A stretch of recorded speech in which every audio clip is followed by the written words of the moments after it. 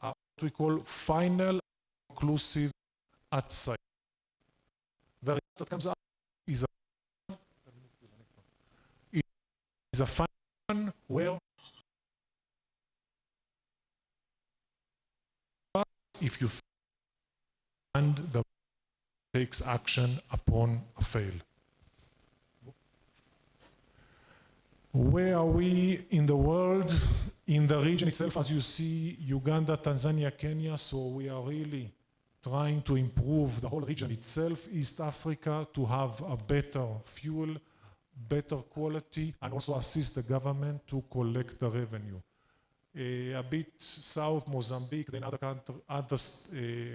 continents, Albania, Brazil, all of these ones, we are operating. As we talk, we have and assist them.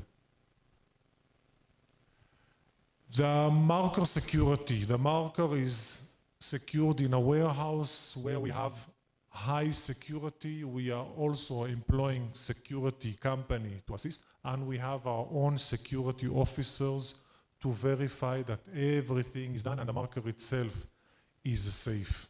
So it is kept in a warehouse, then from the warehouse it will go to the different sites. Every day we do opening of inventory and closing of inventory. This one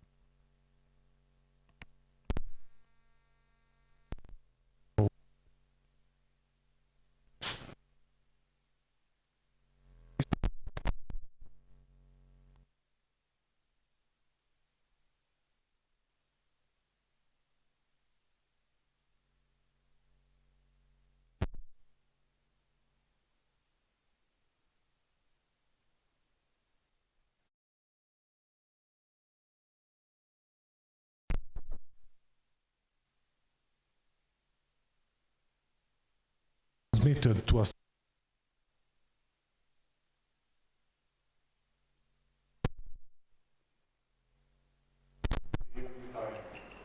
There are mainly what we call BI reports, which is our sample in a moment, that will also help what we call in a business analytic or business intelligent, a way to see the reports and be able to react and analyze them in better.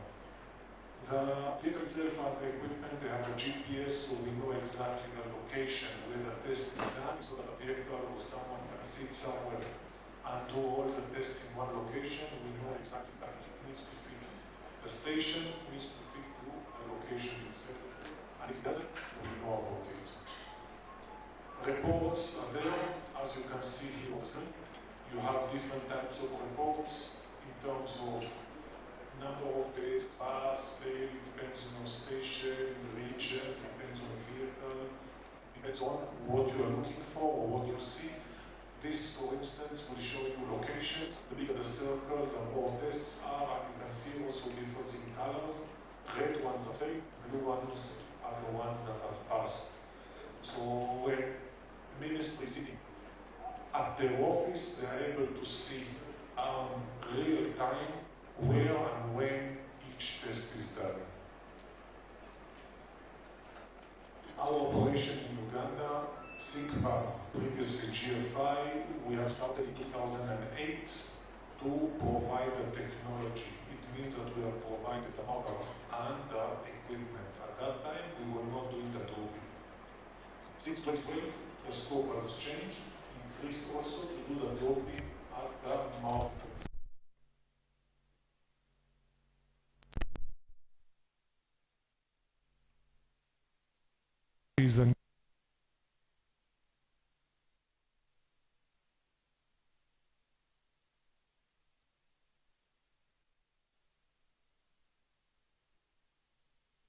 Some has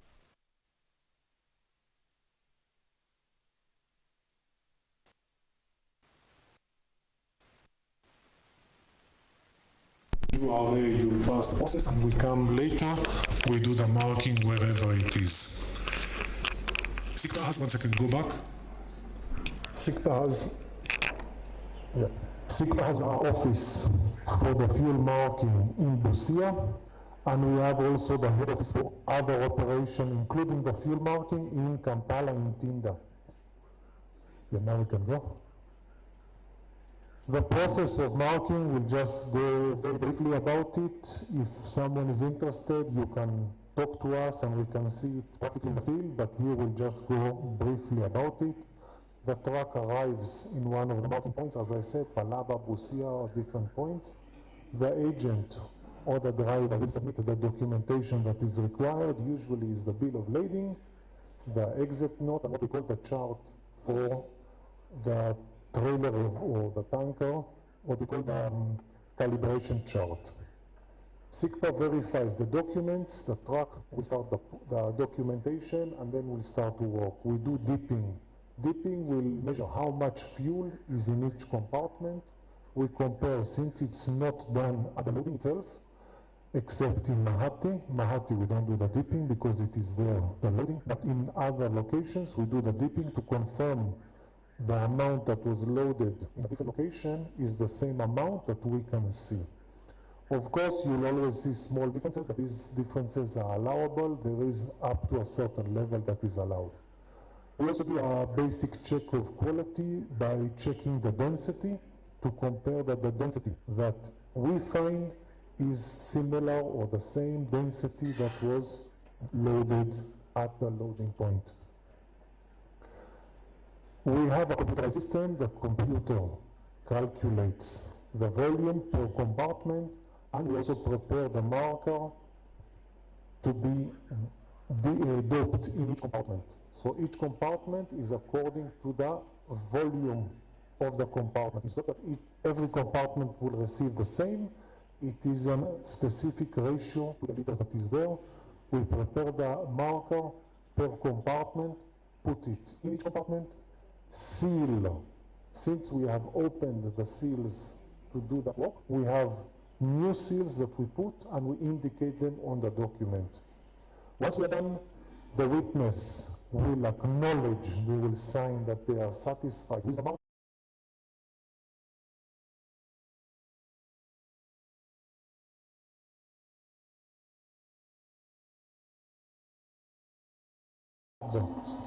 In Busia, we are able to check the marker that it is in the right level and it is 100%. Before we send any marker to the field from our warehouse, we take sample, and before it leaves the warehouse, we confirm that the marker is 100% before it goes to the site. So we know that whatever we send to the site, it is good.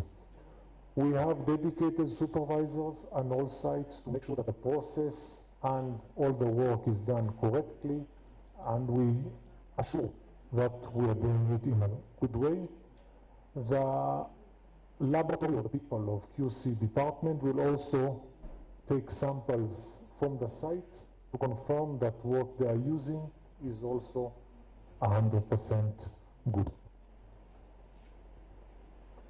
Cooperation with other agencies. SIGPA have the contract with Ministry of Energy, or the program Ministry of Energy together with UNBS, but we are also having other cooperation.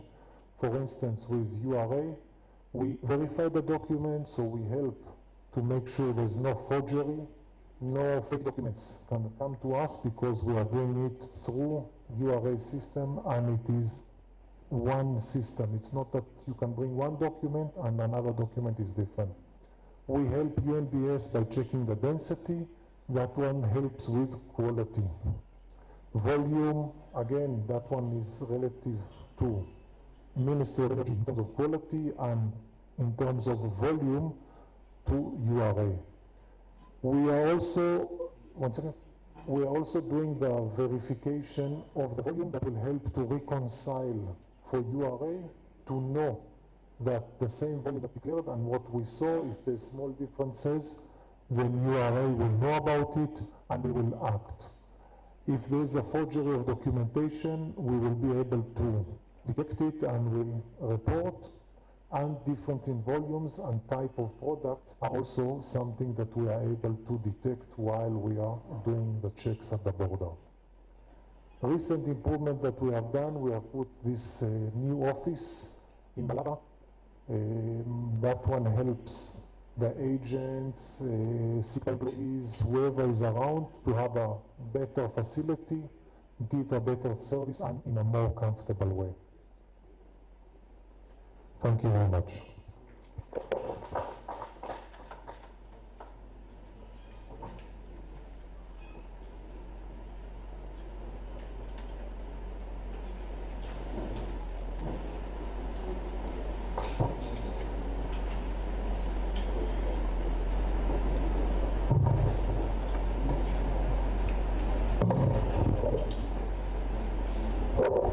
Now, when they are finished doing the marking, as he has explained through that process, then we follow up the marker concentration in the field. And in my presentation, I'll be talking about monitoring, where I'll give the introduction. The area of operation has already talked about URA. Then the benefit of field marking programs.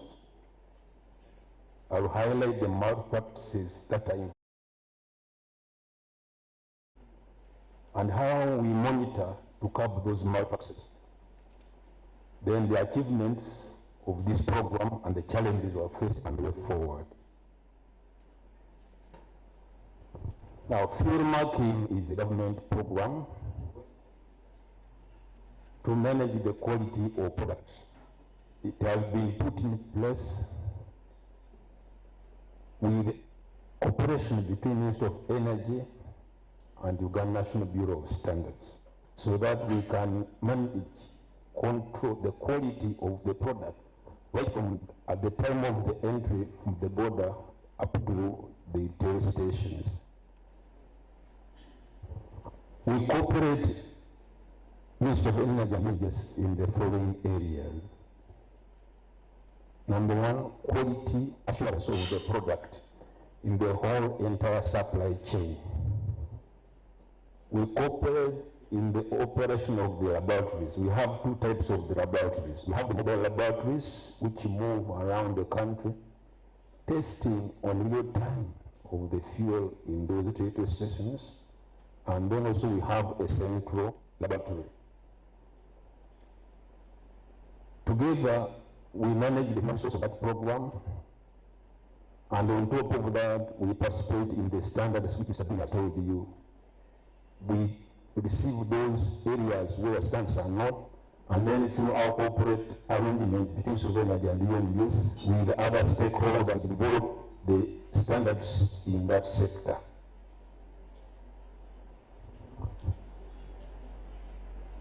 Of course, when we are to be successful in this monitoring, we have our agent, SICPAS, has been in production. We cooperate with them in the following areas. They provide the marker, as he has explained. They provide the detectors. Those are some of the deliveries they offer to the program. Then they do the marker doping and maintenance and calibration of those equipment. Because this is a high-tech equipment, which they have the experience, they are the providers. So in the terms of their reference, in terms of their provision, they do the servicing and maintenance to make sure the equipment all the time, upgrading them so that they are fit to measure the quality of the product in all the areas. The benefits of fuel marking program, as I told you, it's a program managed by UNBS and the Ministry of Energy, is to offer quality assurance and protection of product up to the final dispensing outlet. Because the local person, the consumer, we are protecting the consumer, and you and me are consumers, but you cannot tell which one is bad by maybe as color or smell, that this product is really not meeting the standard. But this program enables us with the high technology to ensure that the final person at the taking the product gets a product assured of quality.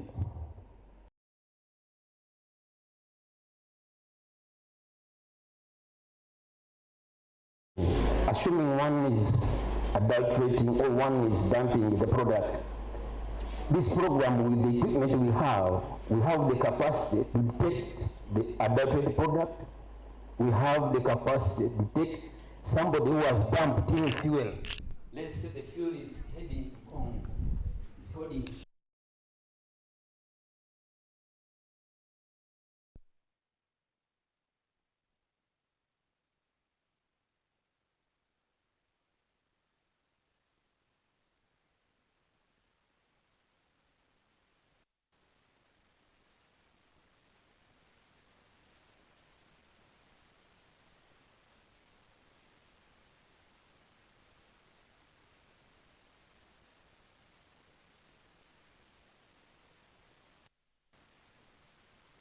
them with the technology SICPAS provided.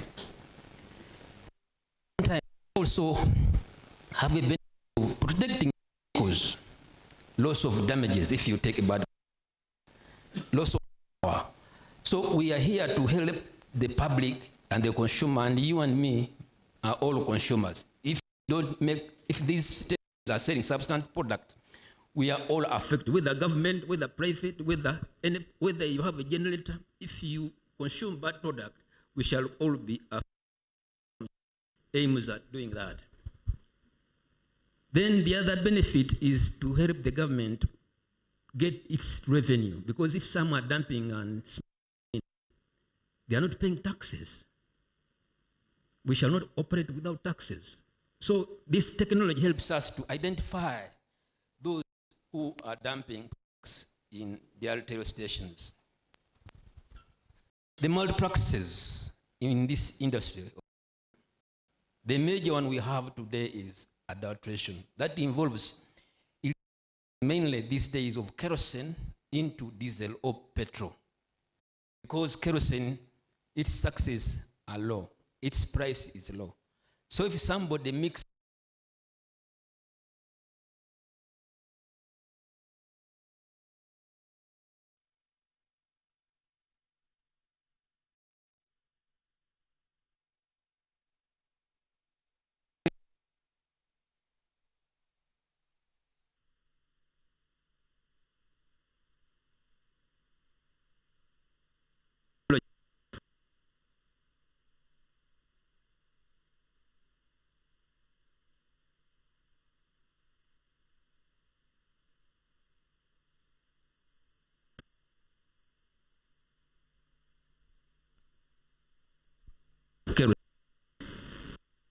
diesel, we know this person has mixed.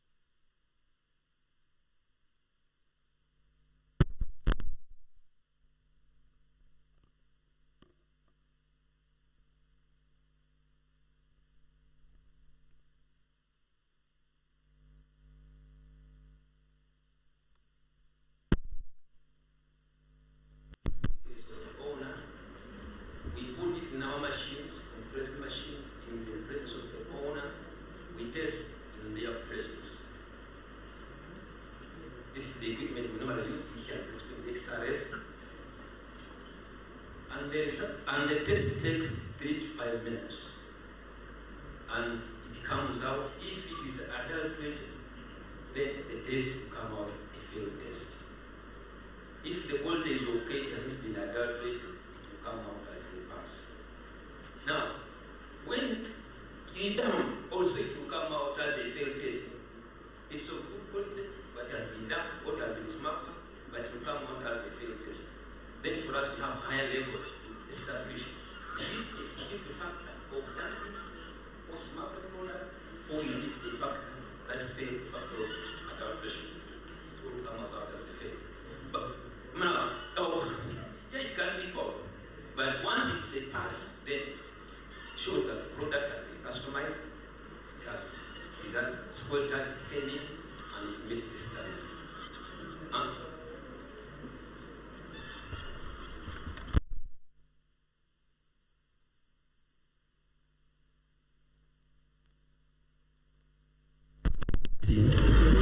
Our mobile laboratories have even printouts to print out the result immediately. We have taken the sample in your presence, we have tested the sample in your presence, we have got the result in your presence. We print out, and then you sign that I'm condemned, I've been selling a bad product. And then we put that thing there. We close. We shall not allow it to continue to sell non-compliant product to the public. Immediately we seal you off.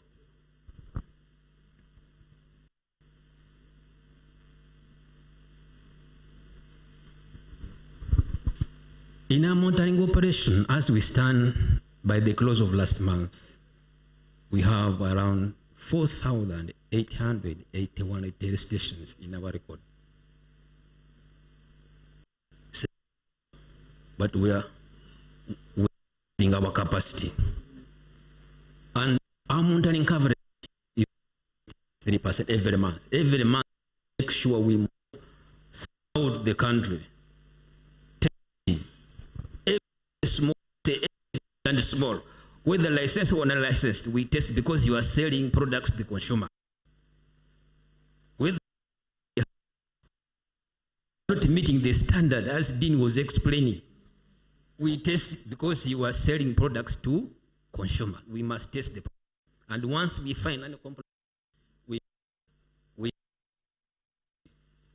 when this program, remember we had 2 years, but we have been building on capacity 2 to 4 to 6. Now we have up to around 8, 9 mobile laboratories products in the entire country. We have divided the country in our monitoring schedule into regions. We have Eastern big, we have Eastern A, Eastern B. We have Central. Central is a small one, but it has a high concentration of retail stations that's around Kampala and Tebe. The number there are big even than. That's Southwestern B, side of Kisoro, Kabale. Here where we are Fortportal, we call this area, and then also Western A. Yes, every a mobile, the fuel.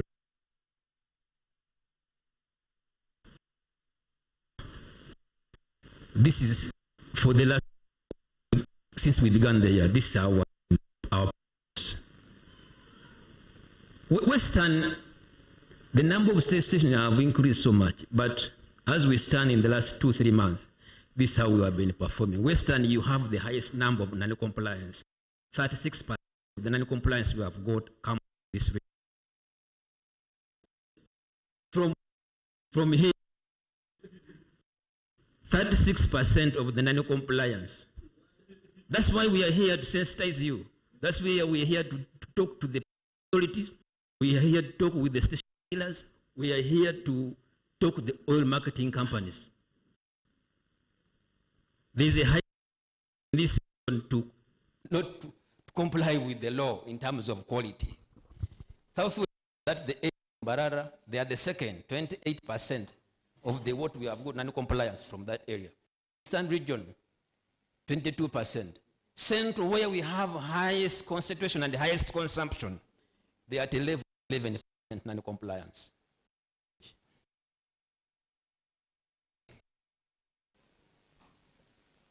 They are the least.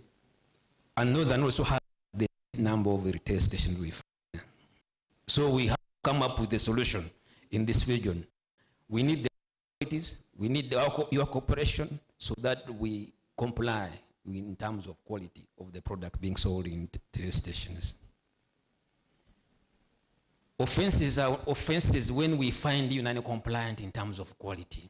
They are the same facility which Mr. Edward was explaining. But the first one we do when we seal you is to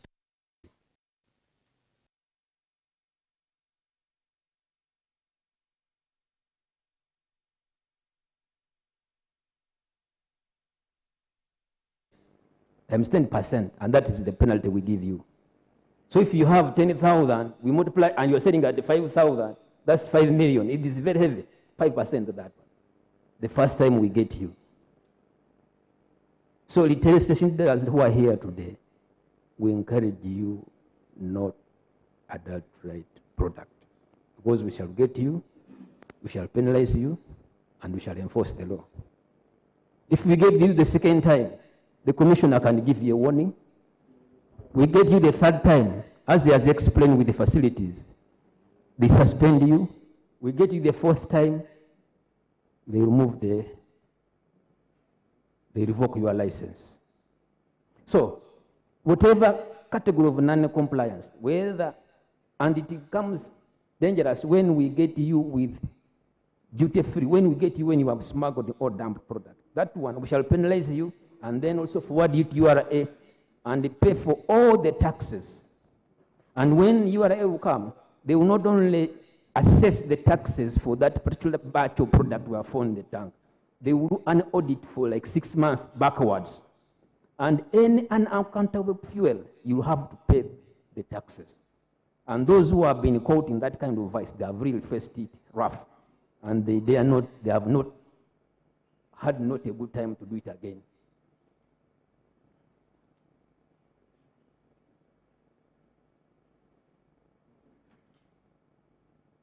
I will not go much through these ones. We have already mentioned them about operating license is an offense, possession of marker is an offense, tampering and breaking of seals.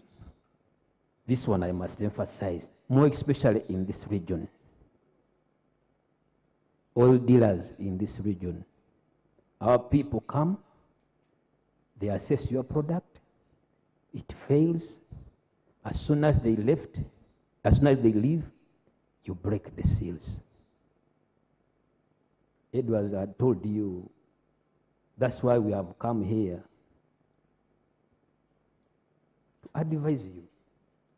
We have come here in a soft way, but then he is going to come with a stick. It is illegal to break a government seal. Many dealers here in this region have been taking it for granted. We have put 2 teams to follow up all those, and we are going to follow up all those beginning the financial, beginning from July last year. Those who have broken seals, you better come and sort out things before we come. If you know you are here and we closed you up since July and you broke the seals, you have not come to regularize. That's why we are in the region. We shall prosecute you, we shall close your business. The commissioner may take even further measures. He will tell you it will not be good for you. So please make sure you comply with the law.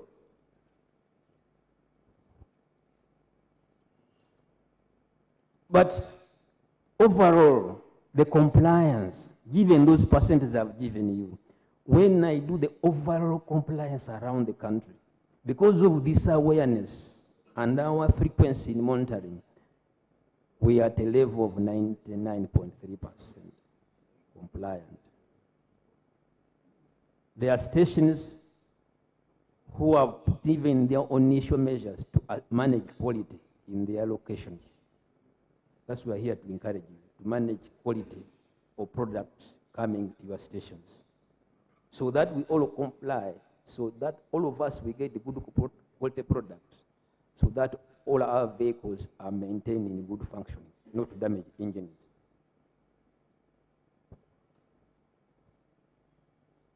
So, we shall, for us, one of our achievements is that we have continued to train staff. As technology develops, as they upgrade their softwares, we train our staff to catch up with the technology. As we monitor, we improve our technology. And not only improving our technology, we are also, one of our achievements is what we are going to do is to, we have come to know some of your tricks, those dealing in the fuel. You know our teams are coming, you have been selling a bad product, you go and buy a good product and add in the tank. Or you remove the product in the tank. When they have left, you put back the bad product. We have come to know all those tricks. You have your WhatsApp group, they are coming. And then you maneuver around, put good products. They have gone, you put back the bad products. But as we improve our capacity, even as we improve our intelligence, we shall get you. We are here to talk to you as friends, as brothers and sisters, to comply with the quality. We shall continue to improve within our staffs. We shall continue to improve within our testing procedures, timely deliveries of results. At the end of the month, what do we do when the month has ended? We compile reports for the company. I'll give just an example. Total or Shell, whatever. We extract all the retail stations of that company and we submit to the headquarters.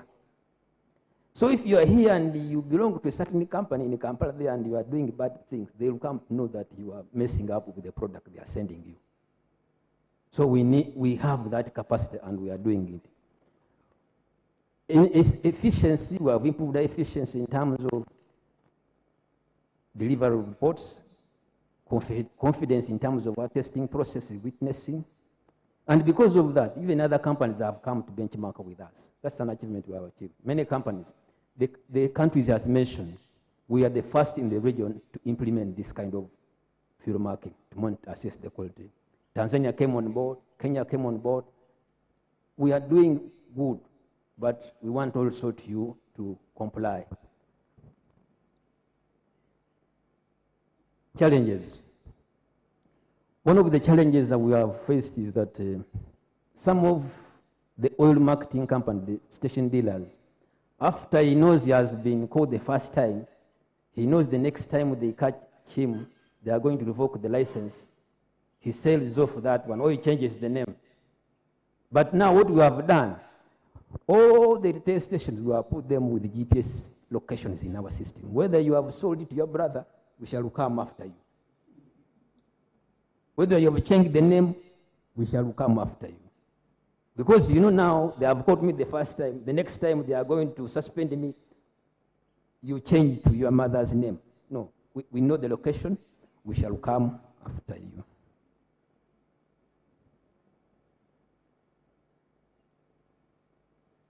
From our assessment, where is the root cause of this non-compliance?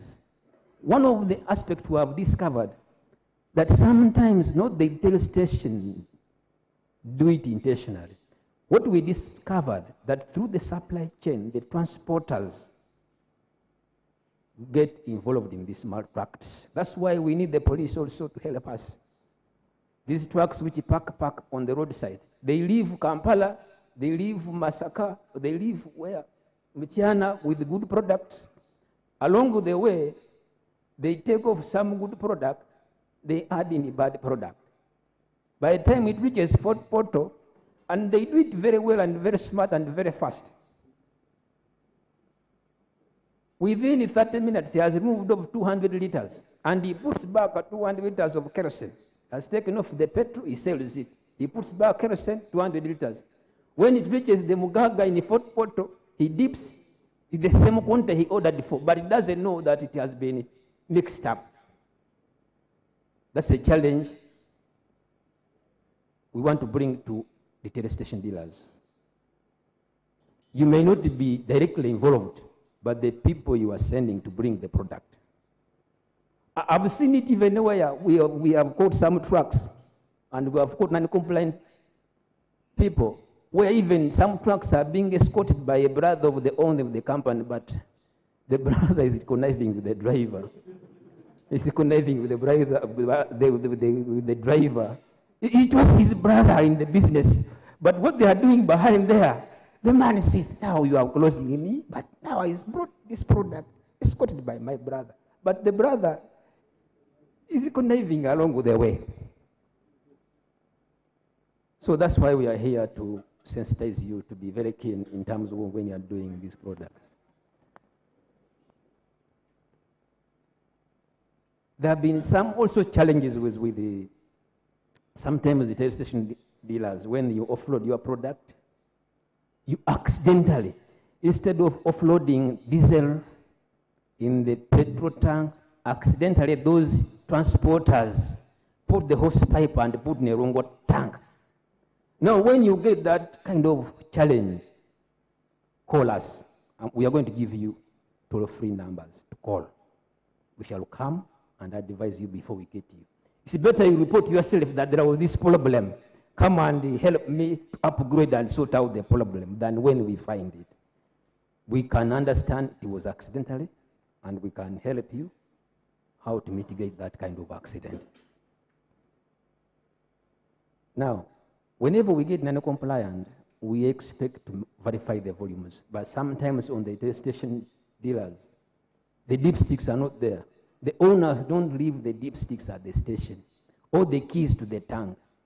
When you ask, I want to verify, you know, enforcement man was telling you about that. The office has the right to come at any time. And when he comes at any time to check, let the keys be there, let the dipsticks be there, so that we can verify how much is in the tank. We verify how much has been found non-compliant, and then everything will be done according to the procedure. I've already talked about breaking of seals. We hope you comply. Way forward. Fuel marking program has enabled us to monitor the quality of fuel in the country very reliably and very fast in order to apprehend culprits, since fuel is a fast-moving product. There has been a great success in enforcing the standard in that area. You know, fuel is a fast-moving product. What they offloaded in Total here, Kabarole last week, is not the same this week, according to the consumption they sell. So, we are increasing our capacity, but we have been able to move also as fast. In Kampala, what we have done is more frequency because the consumption there is so high. What you have monitored today will be different from what will be monitored, what will be there in Saturday. So if today you have monitored, it's okay. We cannot assume that what you are selling on Saturday is the same. And we have found some challenges in that area. The man said, but you were here last week. You tested my product. Now, why are you coming back? We are coming back. We can come back even the following day because it's a fast-moving product. Don't complain. You may have offloaded another product, another batch. We are going to increase this frequency because of the it's a high-moving product. And we cannot rely on the results of yesterday. If yesterday I tested and you are well, today it come, I find you are bad, I seal you. I cannot rely on yesterday's results. So as we are building this capacity in terms of monitoring, in terms of equipment, we are able and committed to fight substandard products on the market. And also this kind of awareness, that's why we are here today, so that we share information. You also give us suggestions so that we can brainstorm how we can overcome these challenges of quality within the industry. We want you to know so that you can do what you are supposed to do, so that also for our side we do what we are supposed to do, so that the market, there is fair market of product, so that there is fair competition, so that there is fair quality, so that all of us are not affected. We need that kind of cooperation, and that's why we are here sensitizing. We also request test station dealers who are here today, and even when you go back, tell those other people to cooperate during testing. Leave behind dipsticks, keys for the tanks to make our work very easy. For the AOMCs, we encourage you also to do self-monitoring. Self-monitoring, how? You should have hydrometers to test the density of what? Of your products when they arrive. Because you don't know what has happened between Kampala and here. Because if somebody has mixed from Kampala along the way, and if you have your hydrometers, you will be able to take that on your own.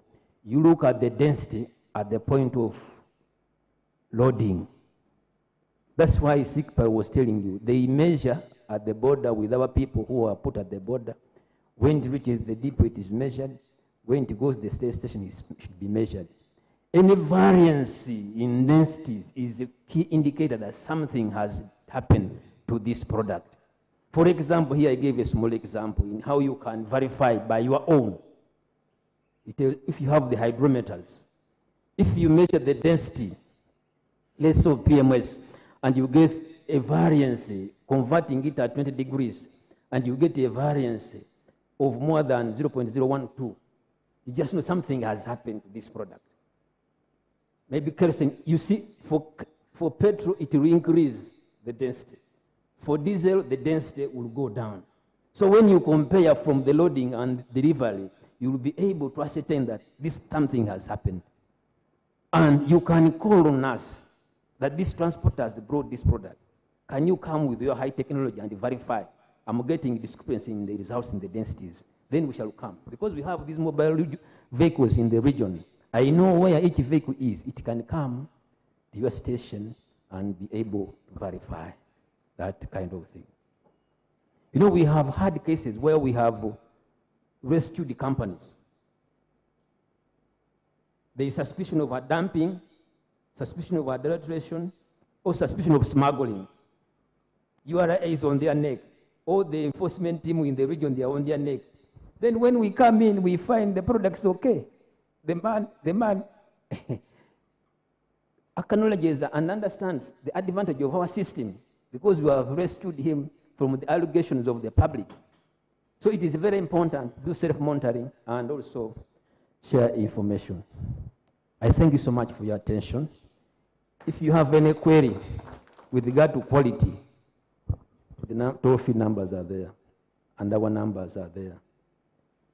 You call police officers, any suspicion, call us.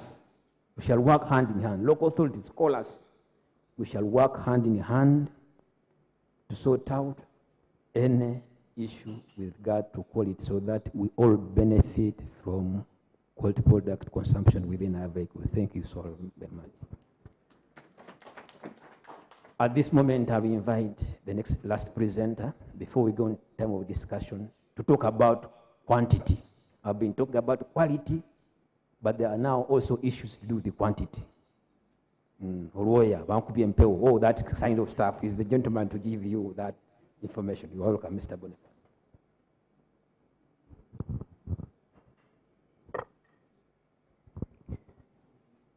Good afternoon, ladies and gentlemen.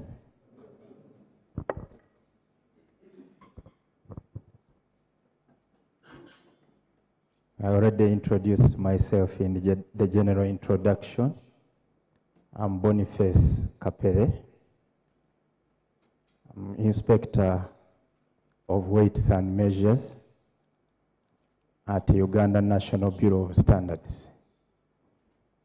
And I will be talking about the role of legal metrology in fuel monitoring.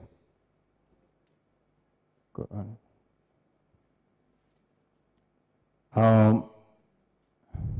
We have this understanding that for you to be sure that you know, you have got to measure. And when you do that measurement correctly, you are empowered to make a correct decision. And that happens at all levels.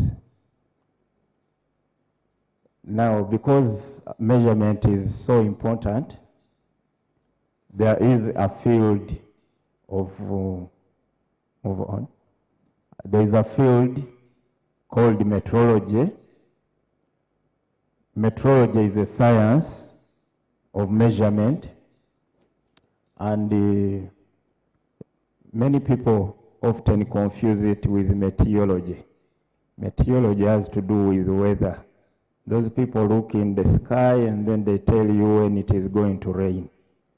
For us, in meteorology, we are looking at things and quantifying them. And that field is subdivided into three. We have what we call the scientific, the industrial, and then legal metrology. In scientific metrology, you are talking about concepts of science and how you attain quantities that can be measurable, where we attach units. For time, we have the second. For mass, we have the kilogram. For fuel, like what we are talking about today, we have the liter.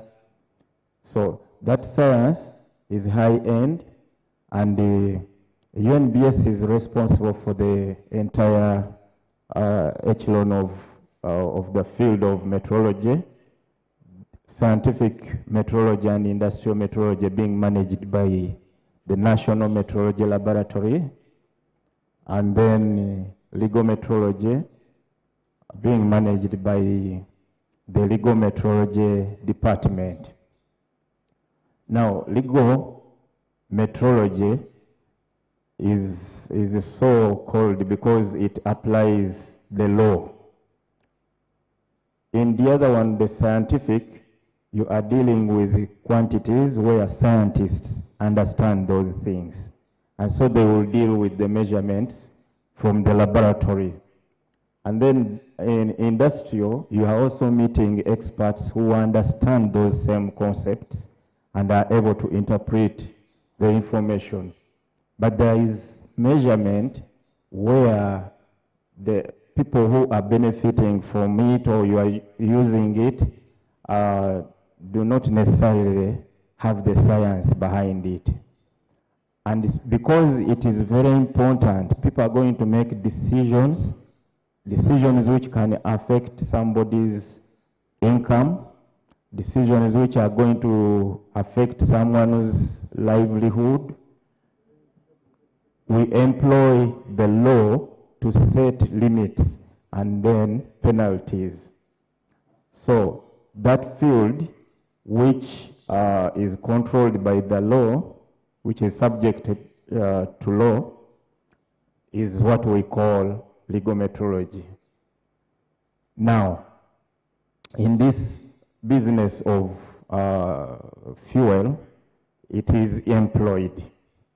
And the key objective when we perform legal metrology is to protect society against consequences of false measurement. That when you measure wrongly, you are likely to disadvantage someone. Someone is likely to suffer because of that measurement which was not done well. And typically here, we focus on fairness in a trade. That no one, because of the measurement, is impacted negatively, is put on a disadvantage. That by way of measuring, everybody is fairly served. And by trade we mean where there is exchange of money's worth for goods.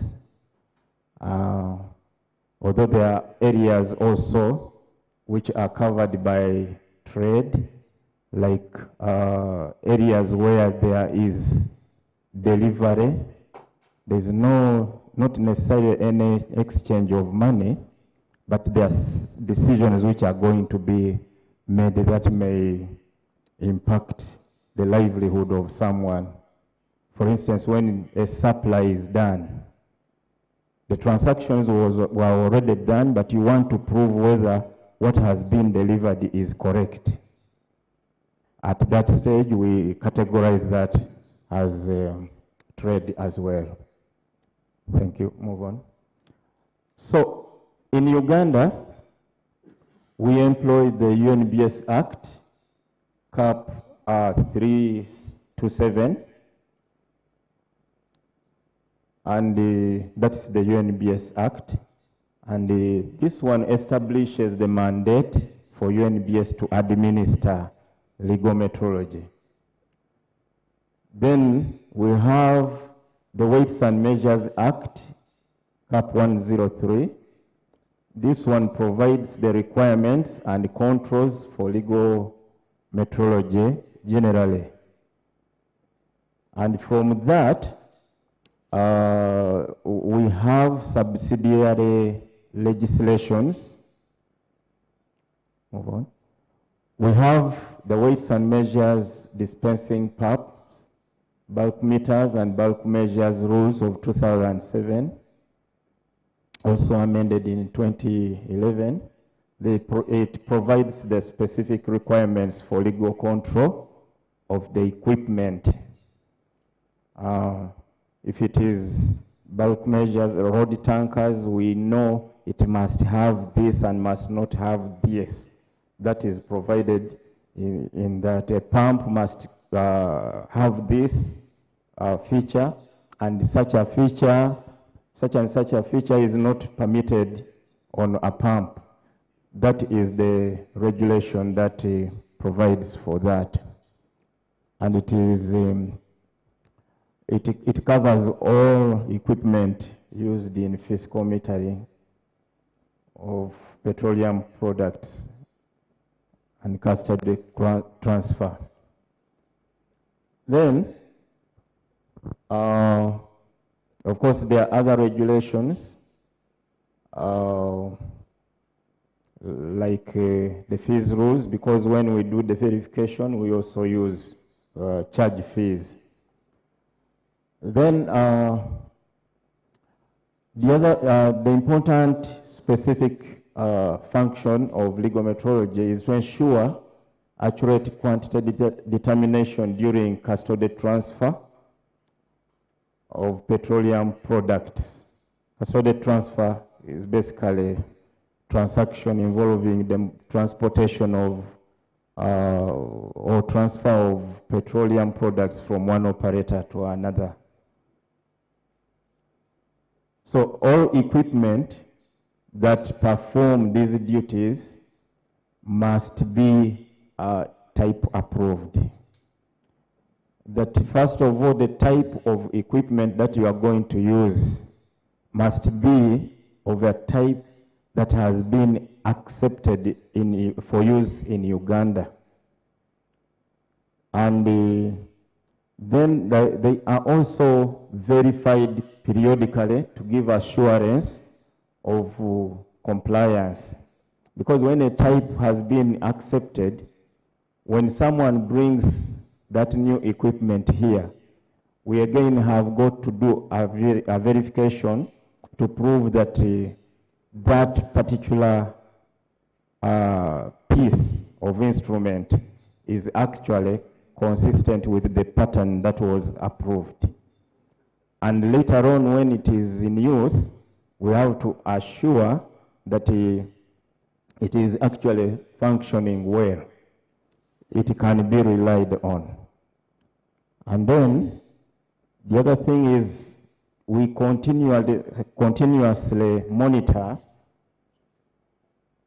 the equipment during service through inspections. We come to a station without announcing that on such and such a date we shall be here, and then we run tests. We examine to see whether when we verified and sealed that equipment, the sticker that was placed there is there, the seal that prevents anybody from tampering with the adjustments that were made are also intact. So what we verify? We have been verifying the road tankers. We do that every year at the UNBS verification rig and the other private rigs. The private rigs, we deploy our staff there. There are certain criteria for assessing that the equipment necessary for verification are there. Then we can deploy our staff there, and the road tankers can be verified there. We verify railway wagons. Those ones are verified once in every 3 years. And then the static tanks. Static tanks are those ones, you call them normally storage tanks. But we have also come to understand that when a delivery is made, the operator of that station prefers to rely on the equipment that is in their hand. And so we have been having so many issues where a truck has delivered fuel, but the station owner has taken a dip of their tank and they are asserting their measurement. Now, if that measurement is not verified, then it is not legally acceptable. But if you have that equipment verified, then it can be relied on. And for that, we opened up the space. You make a request to UNBS, and then we will come to the station and verify your tank. When we have done that, then you can rely on your static tank, the underground or even above ground. We verify the flow meters twice every year. These flow meters include meters for aviation and the meters for aviation, and then all those ones in depots. Then fuel dispensers at filling stations. They're also verified twice every year. We also monitor compliance with the legal metrology requirements at the one-stop border posts. Now, SICPA was presenting here. They do the doping at the border. Now, before they do the doping, they need a sure measure. By the time they are saying this quantity is so much, they are relying on something. And so, our staff are always there to give a monitoring cover that to assure that what we verified, the truck that we verified is still carrying the same measurement that we verified. Because we have had instances where a truck is verified, but then a semi-trailer usually. But then when it crosses, they remove the tractor, that head which pulls the tanker, and then place another one. But they will arrive with the same verification, calibration chart. Now, the measurements change because those trucks are not identical. So, because these are dependent measurements, we need an expert there to ensure that we have the correct measure at all times. And that is one way of protecting the revenues to government. We also do surprise inspections at filling stations and depots to check on those equipment there, the dispensers at the filling stations, the tankers, I mean the meters at the depots. Now, measuring equipment are basically machines, and they are subject to wear and tear. When they break down, they will need repair. But because the state in which they are required is governed by law, there are certain requirements that have got to be met. We have got to have people who are competent in that operation.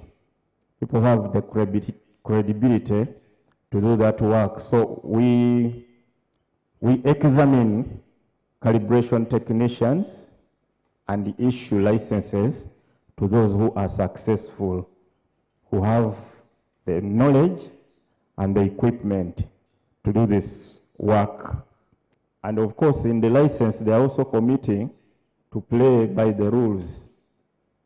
When you have repaired equipment, it has got to be submitted to an inspector before it goes back into play. And then we also do complaint handling, where we get involved in investigation and then prosecution of offenders. I already told you that this is subject to law. So when you breach the law, we take you on. In the year 2023, that's the data I have now, I'll go in for the flow, for the dispensers, which I'm told everybody is interested in here. We had about 23,000 fuel dispensers verified. Now, that figure looks higher than the 4,800 that was mentioned in the fuel monitoring. The reason is because while quality targets an aggregate, we are targeting each outlet, each retail outlet. At a station, you have several of them. So those nozzles we are targeting are multiple. And that's why you see that figure is higher. On road tankers, as of February 2024, we were at the compliance of 95.5% out of our monitoring. Now, you would expect that to be 100%, but we do have some challenges, especially on the Tanzania, the southern route from Tanzania. A few procedures in verification differ. And for that, at the ESC, at the East African community, there is a process going on that will bring about harmonization within the East African community. So that what we do here is the same as what is in every other state. The challenge is, the biggest is that one. Okuhereza oroya. I had okuhereza oroya, okutere empeho, okukube empeho, they're all around there. Literally meaning, I've been sold air. This is a common complaint. And it gives the impression that when people go to filling stations, the pumps are capable of delivering nothing or air into their tanks. I want to give the assurance that the pumps are designed in such a way, the pumps that we verify and pass are designed in such a way that they are only moved by fuel. Anything called air, for some models there is even a component, an air eliminator, to remove that before it gets into a metering unit. For those who have submersible pumps, they are capable of pushing fuel all the way, and then you may not need some of those components, but the line is always having fuel. And when air is trapped in that system, then the system should lock. So that is how this, so when we are verifying, that is an area we always look at. If a nozzle is capable of moving without giving fuel, it's enough reason for us to fail that metering unit. So we've done our part. You have seen the frequency. Every 6 months we have a general verification, and then without announcing in between there, we can come back and check to see that the pumps are still okay. Then what remains is that, is it possible for this to be used badly to disadvantage a motorist? And that is where we want you to take in interest. When we have verified the pumps, we leave the rest to the public. You are there to buy and the other person is there to sell. But when you go to any shopping point, you should be careful to see that what you ask for is what you get. Now, in this case, what is it that you should observe? When you go and ask for, say, 40,000 liters, 40,000 fuel worth 40,000 shillings, see to it that that attendant sets that quantity on the pump. Leave everything else that you are doing and observe what happens. The person, the attendant is going to lift the nozzle, and when the nozzle is lifted, the meter, the pump, the metering pump, the dispenser will go back to 0. You should be able to see that.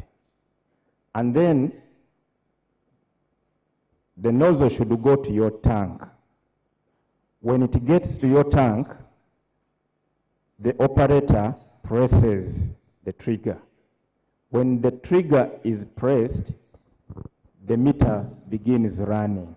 It will count from 0 and move upwards until the 40,000 shillings is seen again on your screen. That is when you can be sure that you have received the fuel that you asked for. Short of that, you give advantage to an unscrupulous attendant to take advantage of you. In forms of this kind, I will just give 2 examples. One, the attendant can put the nozzle in your tank. But because you are busy, maybe you've been traveling and the calls were coming in, you are not picking, now you think you have time to attend to them. They will put the nozzle, they will set the quantity, put the nozzle in your tank, but don't press. And after a while, we just remove the nozzle and come to ask for payment. By the time you look back, the screen will be showing the quantity and you think it has been delivered, but it hasn't. So in reality, you've paid 40,000 shillings for Mpeo. In some cases, the trigger will even be pressed. But you asked for 40,000. There are border riders coming close by. They only want 2,000, 5,000, 3,000. You will serve a few of them, and maybe 10,000 will be off. So you will receive fuel for 30,000. 10,000 has gone elsewhere, but the screen is showing that the 40,000 was dispensed. So do not give that space. Every time you go to a shop and they are weighing sugar for you, you will watch. They will prepare the weighing scale, put the sugar, and then begin measuring until putting in the cavera. You will be watching. So do the same when you go to the fuel station. So those are some of the things that you need to observe. But others, in some places, they play with the billboard. You are entering the petrol station, and what is flashing on the board there is 5,000 shillings per liter. So you come and order for 50,000 shillings fuel quantity.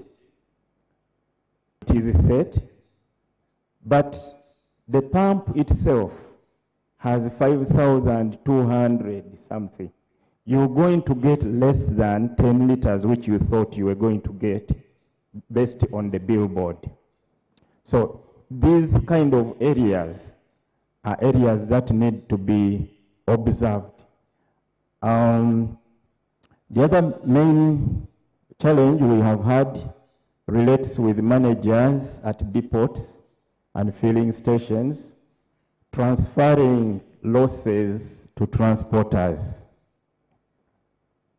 And they claim the transporters have their games which they play along the way, which is partly true, but a lot of times also false.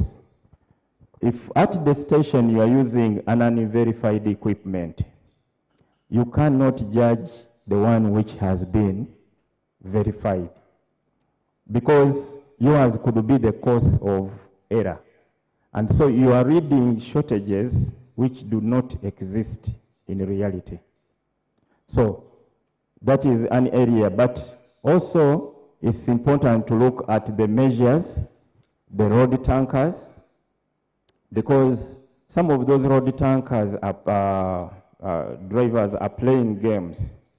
There are instances where you find a tank, a small tank has been inserted in the compartment.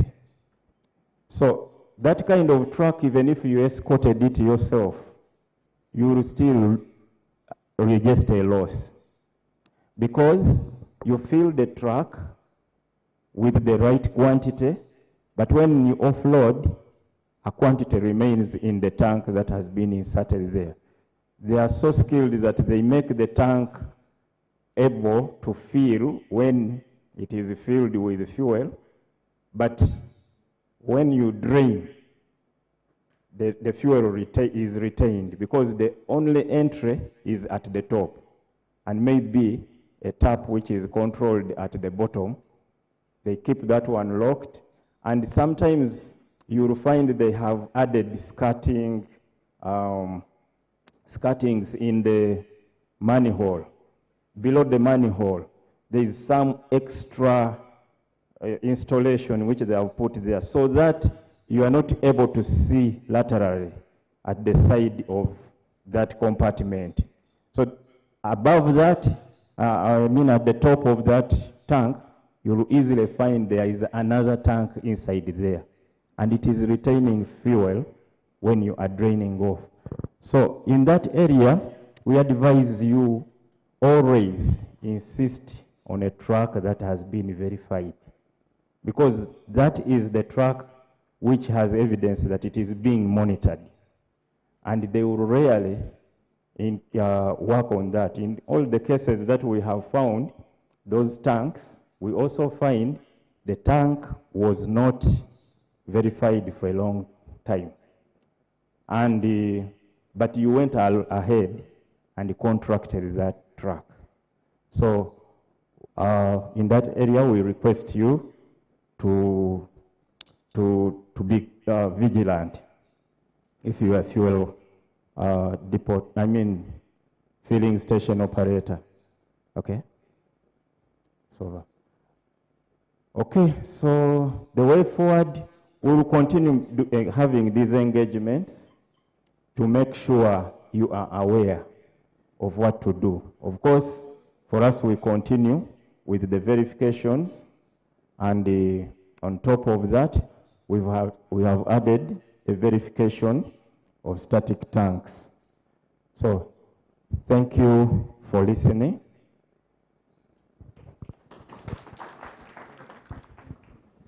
Thank you, Mr. Boniface Kapere.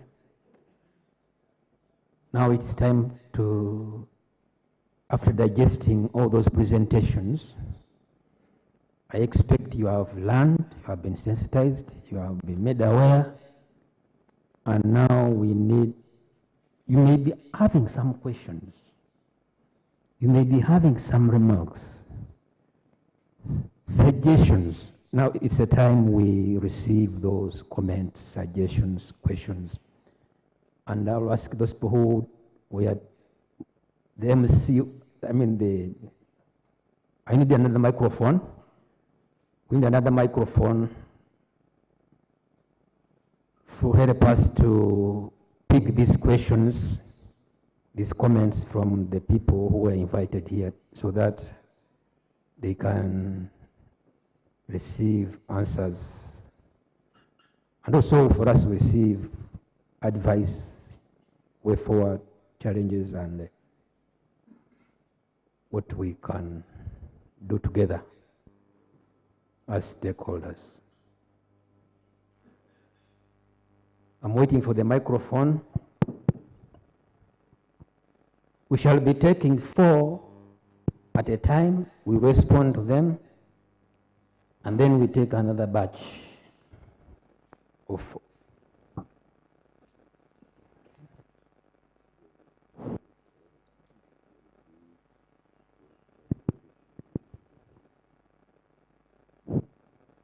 You mention your name, where you come from, or your job description, or your title, and then... Thank you very much, President, organizer of this workshop. My name is Julius.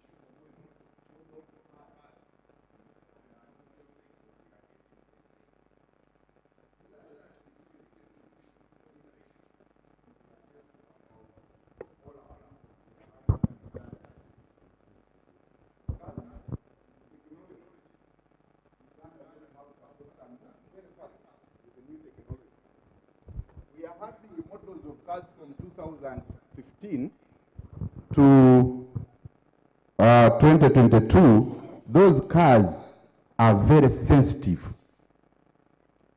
They are very sensitive. And when we are buying them, they tell us use only Shell or Total. The moment you go to these other brands of petrol stations, the car may just take you like 5 kilometers. Only. And those cars, we get real problems because we had a vehicle in Kenya for the chief administrative officer that was down for 4 years because he took fuel from a certain petrol station. I may not mention it here. 4 years it is down. Almost we did engine overhauling, almost buying a new engine, and it was very costly.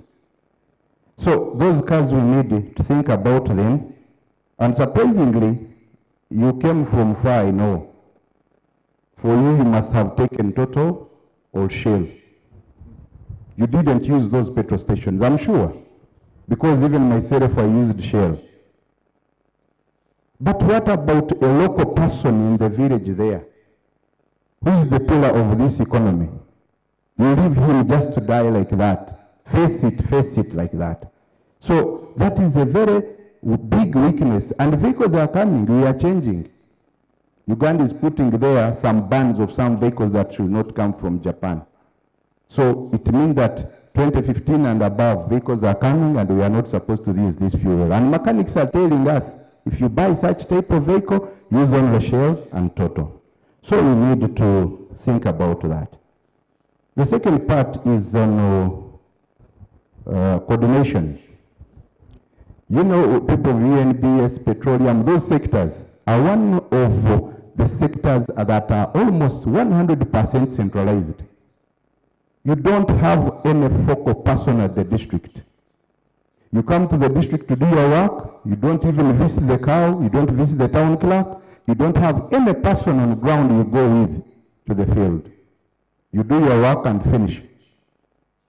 Then how can we do monitoring or inspections, we ourselves? Like me, myself, an environmentalist. I move to these petrol stations, even some of those who come from Kenjojo, they know me. But what exactly do we do when we move? We don't have your numbers. You don't coordinate with us. You get it? You need to get somebody on ground, a focal person, maybe gazetted by the chief administrative officer or town clerks, a person who can help you. You do the work. Because these stickers you put on petrol station these days are from NASA. People can make those ones and put them there. And we think those things are what? Are right.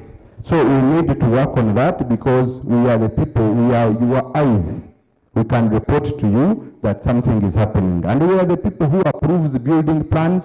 We are people who approves the environment impact assessments. We are the people who approves if the site is near the wetland or not. So we need to be with you. We need to work with you. But that system of centralization actually killed, and that's why we are having a lot of issues.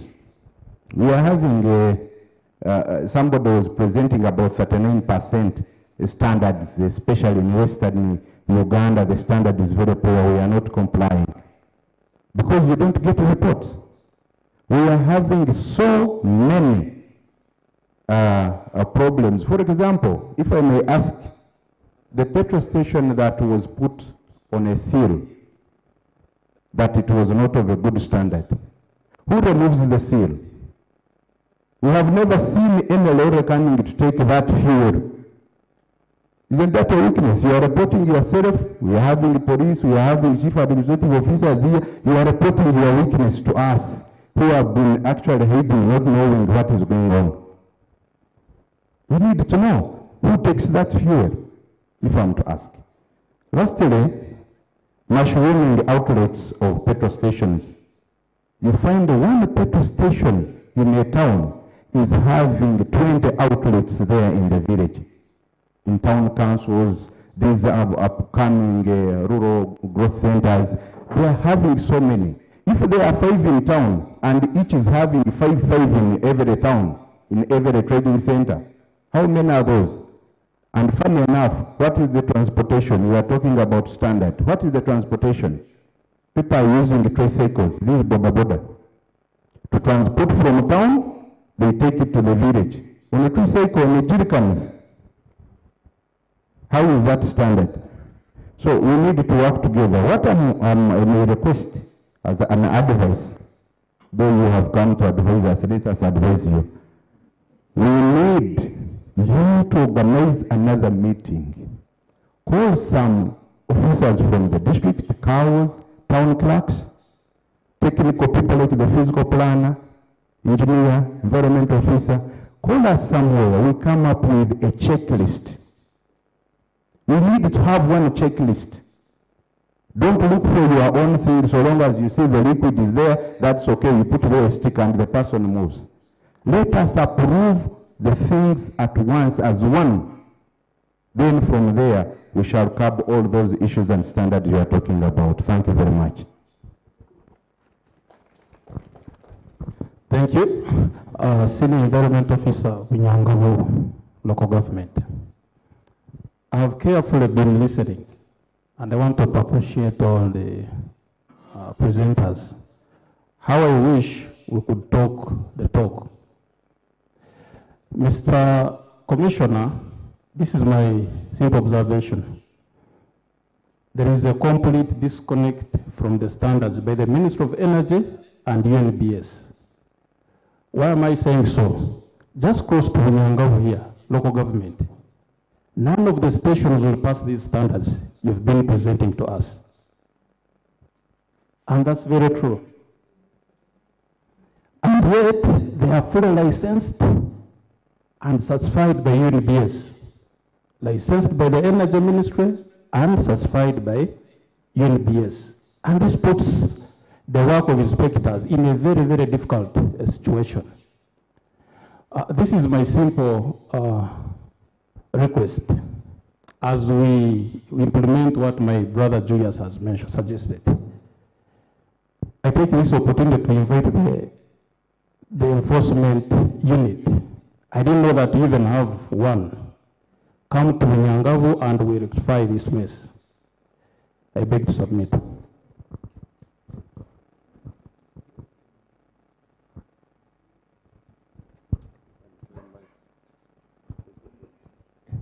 Yeah, thank you. My name is Biarohanga from Metiana. I want to say the diluted, adulterated fuel, we are still consuming it. Yes, in my last station, I was allocated a Mazda vehicle. And within 2 years, I changed the nozzles twice. And the Mazda nozzle, therefore, is 12 million. And the petrol station had your sticker. There are some things we need to do differently. The issue of the seal, a plastic seal cannot work. Can you get a padlock? Eh? And what the other colleague has said, you are just hanging in the air. When you put that seal, other than you, who is supposed to enforce it? Who knows that this fuel in this tank is bad? Even if the seal was there, do I know what is happening there? To the Ministry of Energy, to the Ministry, we recommended the creation of a post of an district energy officer who would take minerals and energy and other related issues. Now, UNBS, take an example of URBSB. They have worked on the law and we are working with them. There are some components of their work like civil marriage registration, solemnizing marriages, registration of small businesses. They have decentralized them. Don't consume too much which you cannot. I had two gentlemen introducing themselves from weights and measures.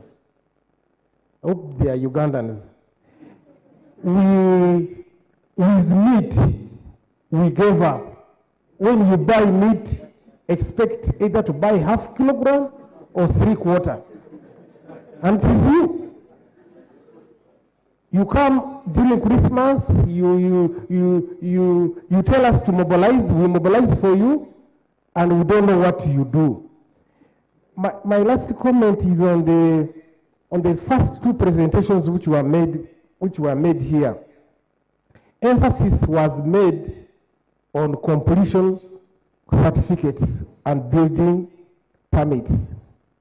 You forgot one checklist, which is the occupation permit. The petrol stations are now very big, by the way, very big. They have a big supermarket, they have a restaurant, they have a vehicle, and many other components within the petrol station. And there are very many structures there. The occupation permit has very many big components which you are missing. It has a fire certification, it has a mechanical certification, it has an electrical certification, which are not in the completion certificate. I would appeal that you look at that for now.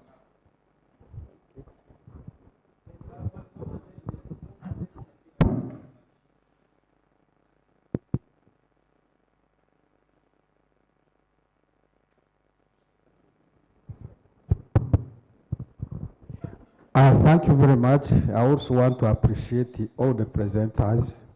My name is Edmond Mesa from Hundujo, Town Clerk.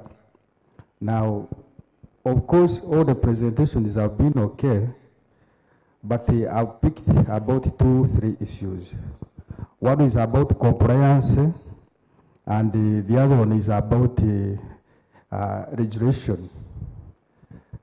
From the time I started driving a car, I came to learn that prices for fuel are determined by the fuel sellers, not the government.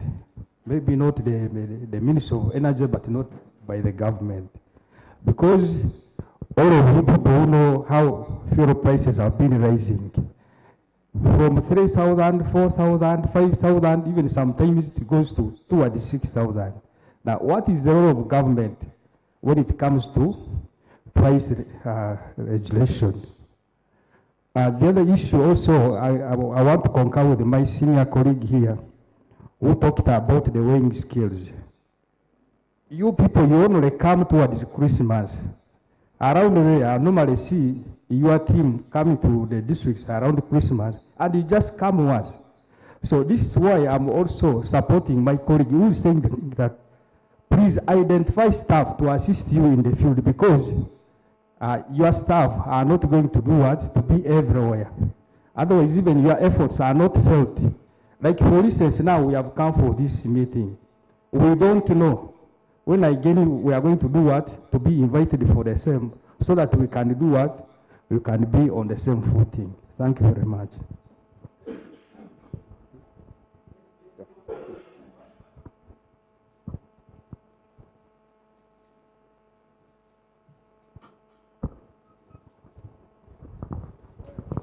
Thank you very much. I'm called Zah Francis for the chairman also Fabi Bundebuju. My concern is just one. I'm seeing a lot of syndicate in terms of corruption from the top up to the bottom. Because when you see how all the offices are doing their things, you just see that there is a lot of syndicate. Most of the standards that we've been talking about here, they are not on the ground. Most of them, I'm not saying all. Because you can go to Bundebuju and look at some of the petrol stations, people's lives are at stake. If there is any fire outbreak, because this is fuel, much lives will be at stake, will be lost. When you visit the environment at the district, they will tell you that is the standard. Me as a politician, when I look at the standard, I know I am a politician, but I'm not a technician in that area, but I will still know that this is not supposed to be done like this. For you, when you come from Kampala or wherever you are coming from, to come and check the standard there, you take it as normal. This means there is a lot of corruption. I don't know whether you tell them to solicit money for you, or it starts from up coming down. What am I saying? I know this government of the NRM under the leadership of the President Yoweri Kaguta Museveni is wishing for everyone well, and it wants everyone to do business. But you help the government to do things that are standard. When I was growing, when I was still young, my father used to talk about UNBS. Those days, it was not something to joke about. He was a cocoa person, he was trading in cocoa. I could see him hiding his weighing scales because NBS is coming anytime. But these days, they don't bother because they know NBS is coming, maybe we shall talk to them and go away. I have a feeling that in this area of petrol stations and whatever you are doing, I think there is a lot of compromising. So I want to appeal to you to tighten your belts I thank you so much.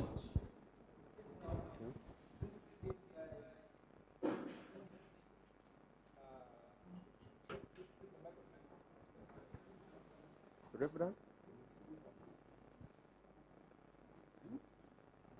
No, first one to respond.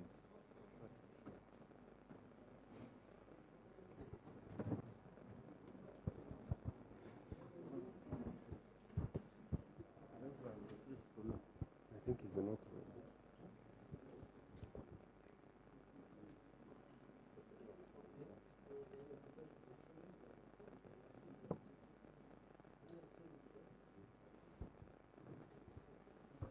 So I stand.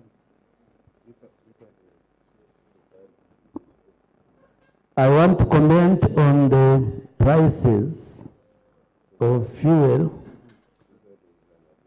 Are they determined by retailers? What is the role of government?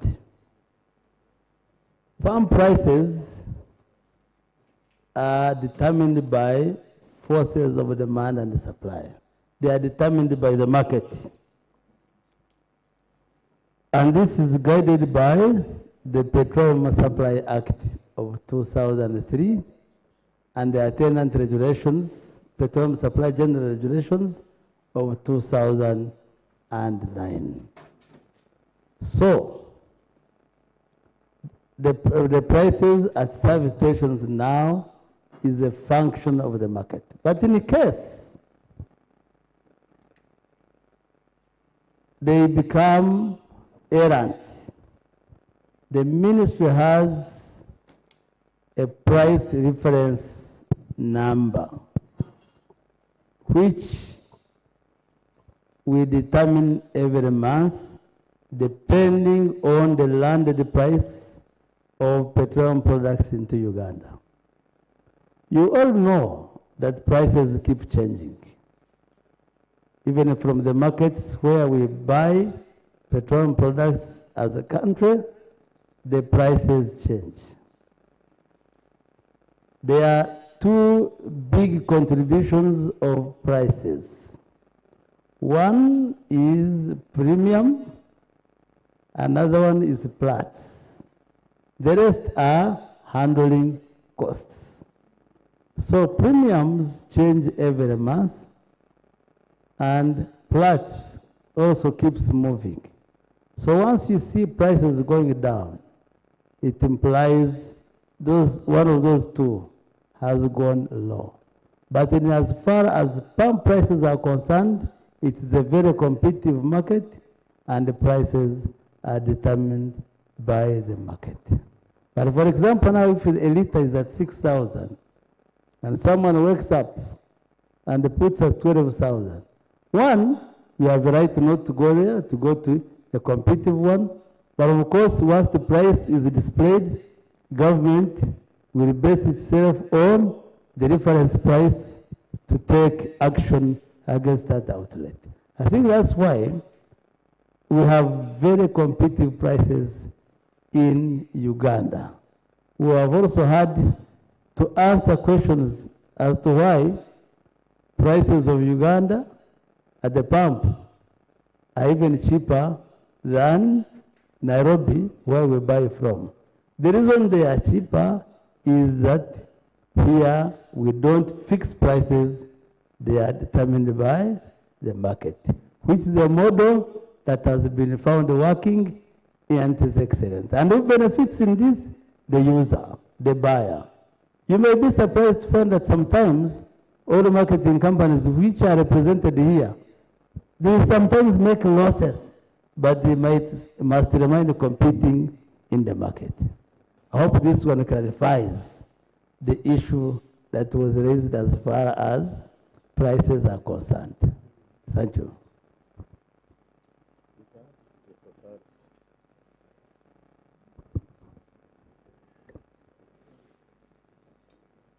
Julius mentioned about taking fuel for his car from particular stations. He mentioned Shell, Total. He has there are new models coming on board.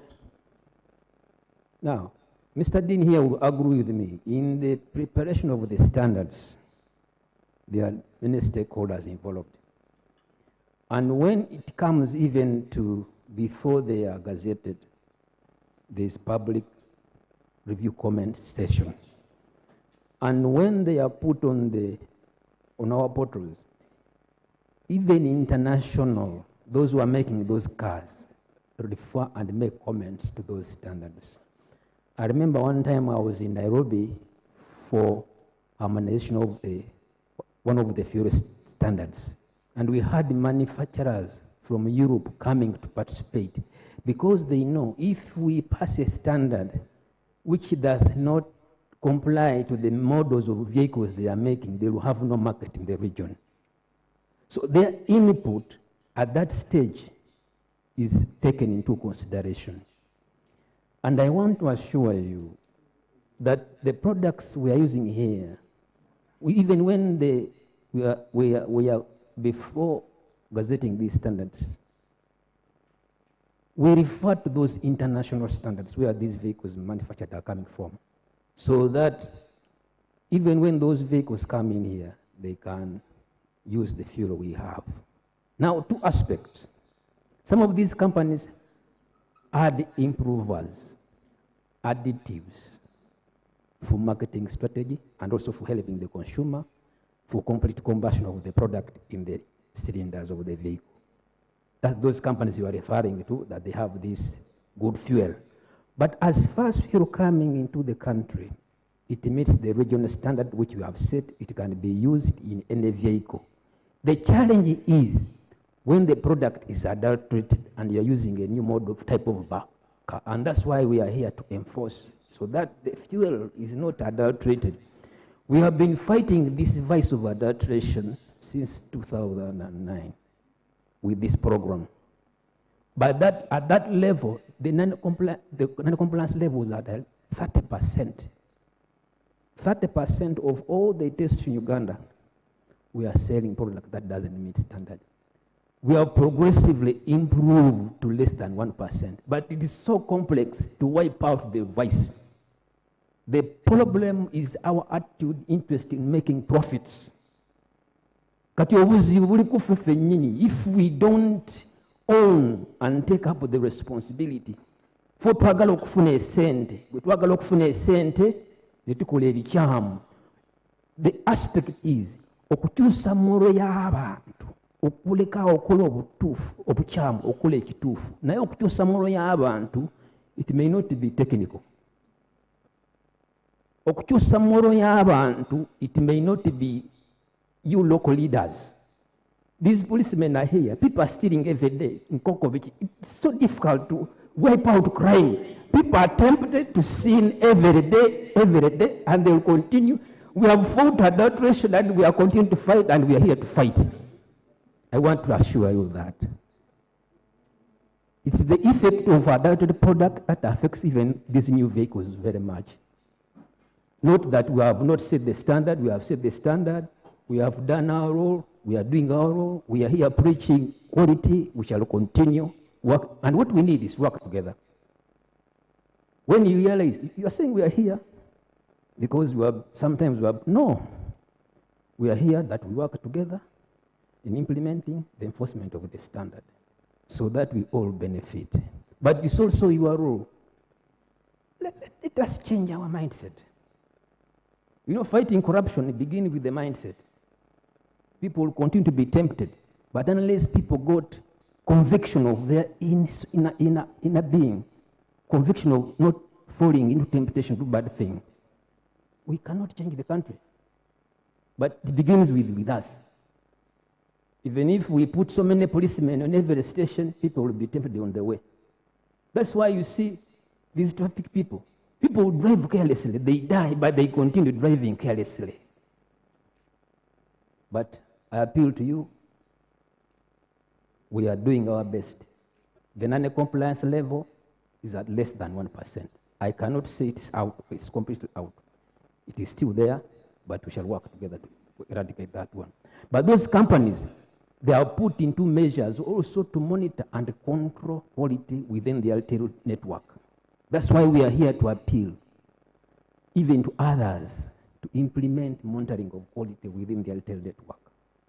It is a combined effort, oil industries together with us, so that we can overcome this problem. But it exists, it will continue to exist, we shall fight it, together we can.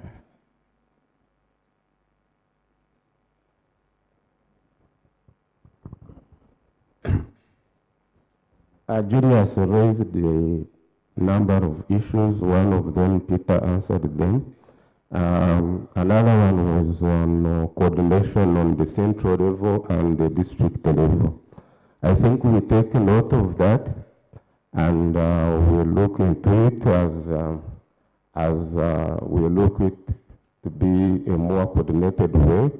We will contact the district, the CAU, and we see how we coordinate on that. The issue on standards, Peter has explained. We need to comply and sensitize everybody to comply with the set standards so that we level the playing ground. And there was an issue of mushrooming of petrol stations. And this issue is always raised everywhere in every forum. But as Uganda, the model we are employing, the model we are using of liberalized sector. And John said, we have the best prices in the region. The reason is increased competition. Now, these stations are driven by the demand. Now, the individual man was saying that people fill the jerrycans and take it up country. In my view, if where they are taking it, if there could be an established petrol station, it would be a safe way of handling petroleum products. That means there is a need for petroleum products in those areas. So, Chairman, get an investor, encourage him to put a petrol station in those areas where people are taking fuel in jerrycans. The issue is safety and standards. The industrial practice of establishing petrol stations is that petroleum products are kept underground. So the safety issue for the petrol station to get fire, it is unlikely. The only issue is the standard. Does the petrol station meet a standard to be established? But as long as there are many, it is better for the consumers. This one will sell at this price, the other one will try to outcompete him. At the end of the day, the beneficiary is who? The motorist. That's why we have the lowest price in the region, because our policy is open, fair, and open competition. So we don't need to fear that petrol stations are coming on board every day, every day. It is for the benefit of the public. If you sell your product expensively here, you'll go to the next station. As long as the product is okay, it is meeting the standard, and the station is of a standard. I thank you.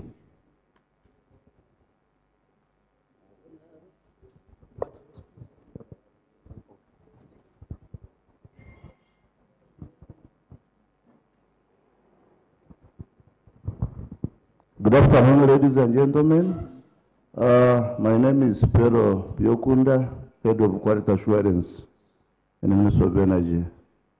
Actually, downstream quality assurance. I wanted to add on the issue my colleague Peter Kitimbo highlighted, responding to, I think, the first speaker in this question and answer session.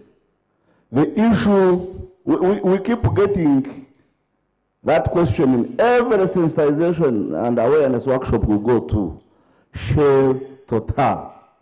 In actual fact, for your information, other companies have gone ahead also to adopt what we call additives, because they always hear people running to Total and Shell. Even now, recently, I think Rubis, that is a former copy, has also now put Ultratech into their fuel. And I think Oryx is also in the process of doing it. Why do people rush for Shell and Total? And yet Peter has told you, right from importation, all fuel coming into the region is the same. We assess it on issues of all quality parameters you know of. Quality parameters according to East African harmonized standards. Fuel quality is the same until it is adulterated internally, because we check before CKIPA adds a chemical to do the marking at the border, which we monitor in stations. We have staff at the border to also do preliminary quality checks to ensure that this fuel meets the acceptable standard. It's a range of parameters. And we even have a central lab that also continues also to do testing.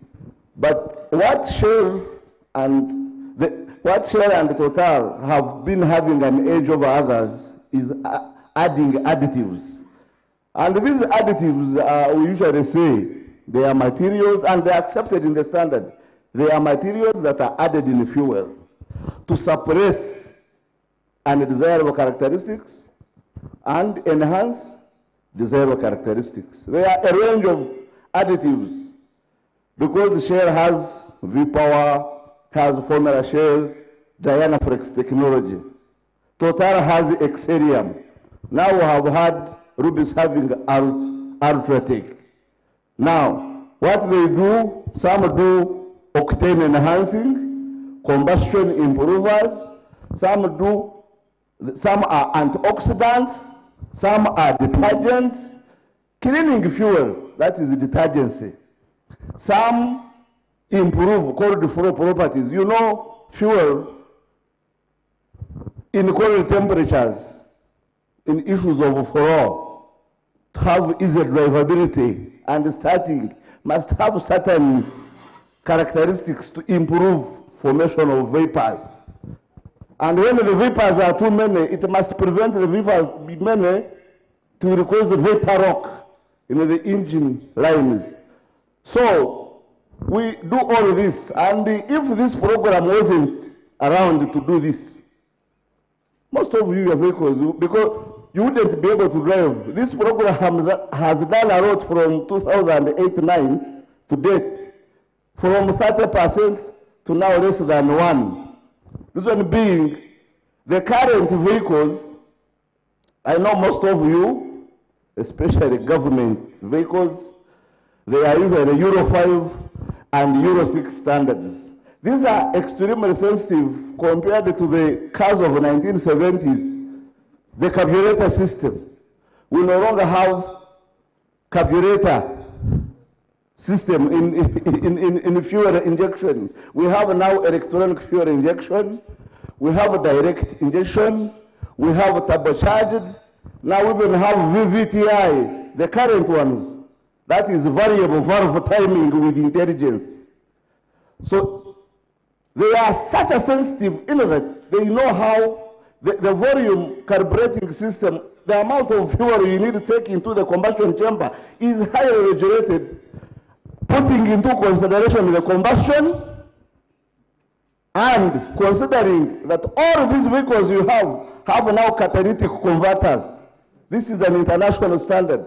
There is no vehicle of 2000 to date that doesn't have a catalytic converter, because they are looking at even emission control technologies that have platinum catalysts to control the amount of emissions and bad hydrocarbons. So embrace this fuel marking all the time, give it the cooperation it needs, it will give you value for money. Thank you.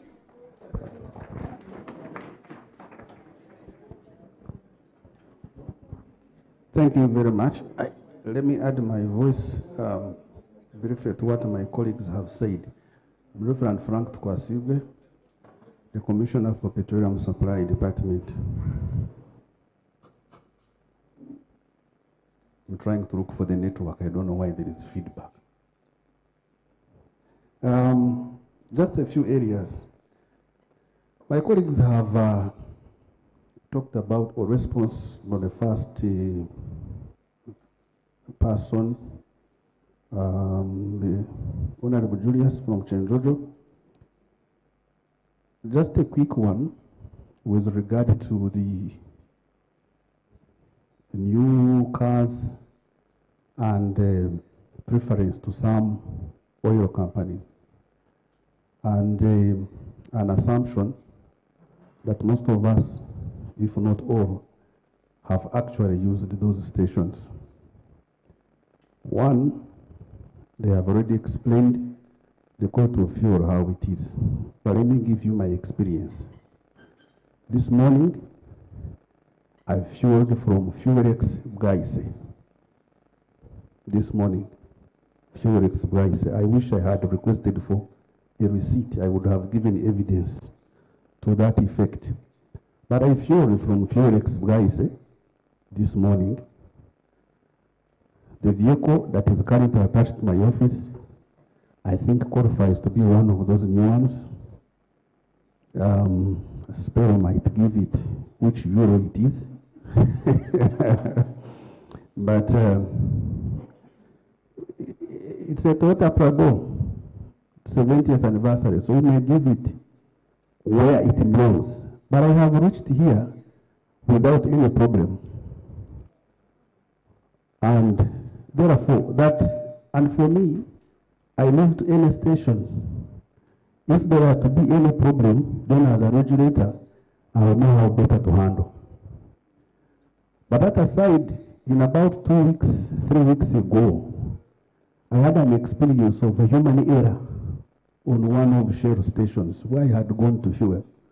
And the attendant accidentally put in petrol when I had ordered for diesel. So error is to human, and I had to be patient to have the fuel drained and reintroduced the actual one, and I was able to move. So error is to human. The good thing is that we should be able to learn from error. If we cannot learn from error, then history continues to repeat itself. On coordination, I think my brother Stephen has talked about it, and the issue of focal person, which also this member Jaruhanga from Mitiano, I talked about the creation of district energy officers.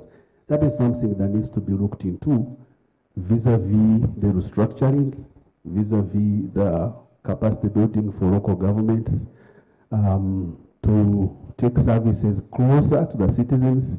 All those things need to be looked into. So it's not, yes, it is a recommendation, but it's not something that can be done within one sitting. It certainly requires a series of meetings, and certainly it impacts on the overall government budget for payroll, and also on employment opportunities. Mushrooming stations, they have talked about it, but the good thing, the member who raised it was categorical that they are the people who approve building plans, EIAs, and the like. So I hope my brother kindly ensure that those mushrooming stations have you have done the necessary approvals, other than so that we do not have to shift the blame game, center, local government. At the end of the day, it's the general citizens that are suffering. So if you do your role very well, we also do our role in a coordinated manner as advised. I'm sure we should be able to deliver better services to the citizens.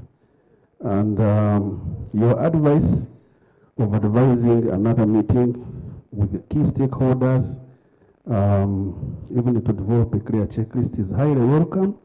And I hope that the local governments could organize themselves and call us, because our sensitization budget is very limited. But if you organize yourself, let's say the people from here, when the Chenjojo and the like very near, you call us in a hall in that meeting, we'll be able to come and deliberate, and think through so that we're able to do what? To reach a better position. My brother from Bunyangabo, I hear you loud and clear, calling for people to walk the talk, and with regard to perceived disconnect between the ministry and with regard to some of the stations, or if not many, that in your view are licensed but not meeting standards, and you've called upon the enforcement team to come to your area and work together to rectify the miss. The call is very clear, the perception is also noted, and I do hope that my members, as soon as possible, let me not be that political, but as soon as possible, you know, for example, this quarter, we did not have release to do some of these things. So as soon as we are enabled, we should be able to partner with you to see that indeed that miss is rectified. My brother Biahanga from Mitiana, I think it's a similar issue. Unfortunately, his Mazida has had issues, but once bitten, twice shy. So probably, if I am assuming maybe they were different stations, but if it is the same station, unless you are a shareholder, you shouldn't be going back to it if you have had a problem. That's my rational thinking, right? But it's very unfortunate, and that's why indeed members are saying we must continue to ensure that such programs like the fuel marking program are there to be able to protect some of the citizens that may not even be suspecting what is happening. There was an issue of, actually the same member was asking, you know, these plastic seals, why can't we use padlocks and whatnot? Anyway, but my brother Peter has talked about the need for people to repent of their sins, to the issue of morality, because you can take cows to the water, but is yet another thing that actually they should be able to do what? To drink that water. So while we are doing our part in the technology available, it's important that the people can take the message and do self-regulation. This aspect of regulation by having taxpayers, because you know, by our coming this way, and you now leaving offices and whatnot, such a workshop like this, it is taxpayers' money that we are spending. But which taxpayers' money, if people were good at self-regulation, could have perhaps helped in clearing a certain section of a road so that it becomes very clear. But because of many not embracing the aspect of self-regulation, you find that some of the intended benefits to the local governments, services to closer to the people, you have equipment, but you don't have fuel to do what you should be doing. Yes, yet if some of this money was available for such, it would do better. So the concern is noted, but I hope you also note the magnitude of the matter, that these are issues of the heart. And for fuel, somebody told me that we are dealing with cowboys, that they are not gentlemen.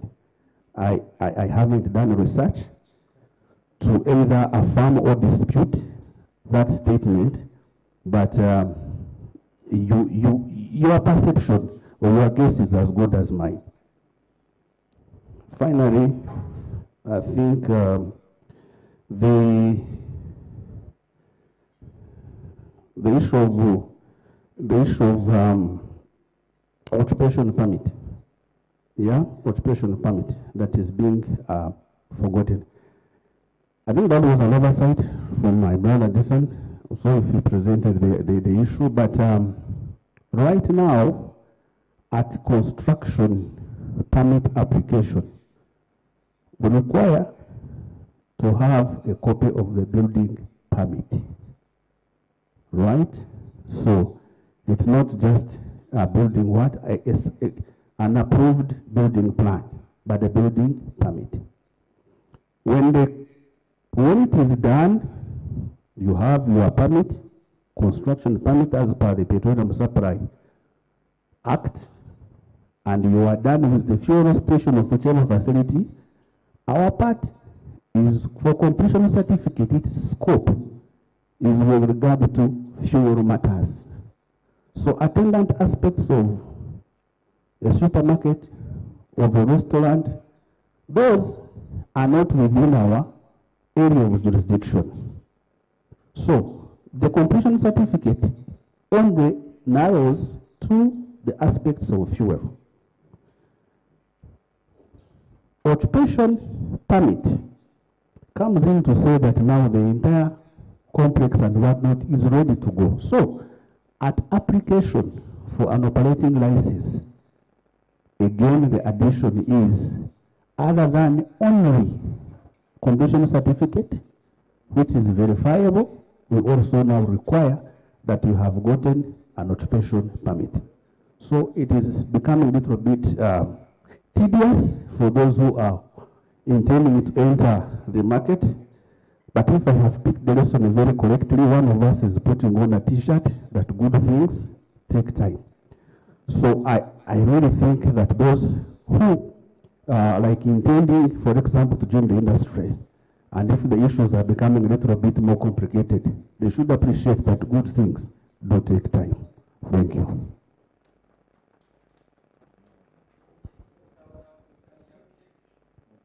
The question?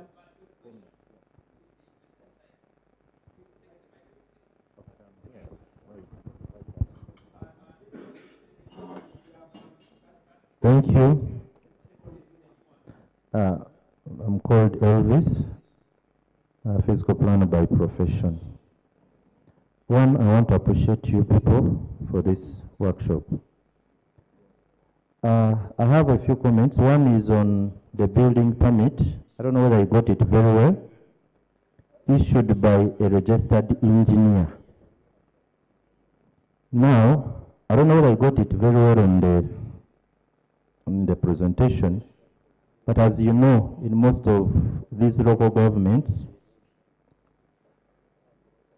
80 or 70% don't have registered engineers. So, if you want to get that, I don't know whether you are going to get the permits that you need. Then two is on the issue of the starters.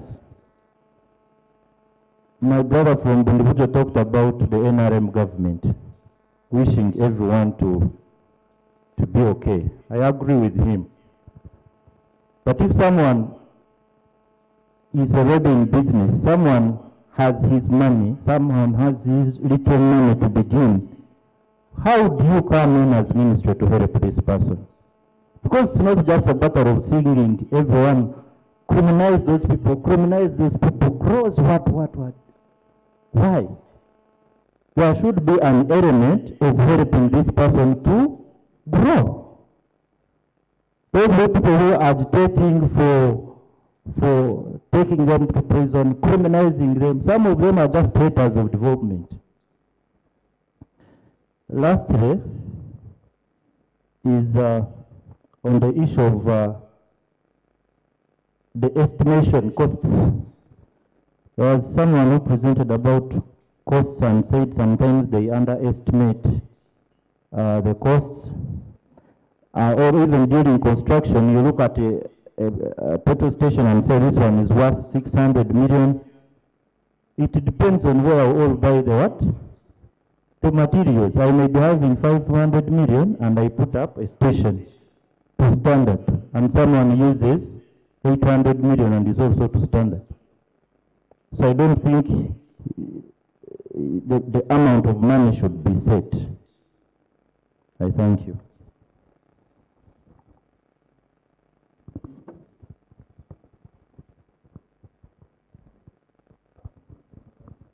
Thank you so much. Eunice Kangini is my name, the Environment Officer Kabarole, sitting in for the City Environment Officer. One, my request is that next time when we talk about involving stakeholders, please involve Kabarole District Local Government. It was not invited, and I've been in the system, but we've not really participated in one of these stakeholder engagements. Then two is I needed clarification on the petrol stations, how we can classify these petrol stations, because according to the photos I was seeing on the presentation, I was seeing these big petrol stations, but I'm seeing these other, I don't know how I can call them. Are they filling stations or one pump station? I don't know. And what are the requirements for such kind of facilities, because those are the kinds we have in most of our lower local governments. Thank you.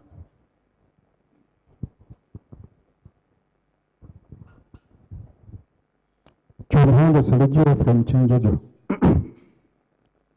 For me, I thank this assembly for the standards. Standards before starting and during the business. But now my question is, when you want to leave business? You want to leave business because you have run short of money. Now, writing to Kampala, to the commission, that I want to leave business. Your letter is not replied in time. Kumbe for you want to change it to a different business. And when you run short of money, Kampala becomes is a longer distance. But when you have money, it is short. You can go, you drive, you come back. But when you don't have money, you have to go and sleep there. You follow that letter. Then if you are cleared, maybe in 1 month or 2 months, then I think it is a problem. Do you consider that really somebody who is going to leave fuel business, writing to the commission and waiting maybe for, I don't know how far is it, maybe it can be very simple, it can be a short time, but if it is a long time, then that's a problem. Secondly, that the place you want to do other business, which you are put a fuel station, a business, you should first make it as clear as you began the work, but making it clear as you began the work is not also simple. First of all, you had the money when you were going to begin the business. Now you don't have money.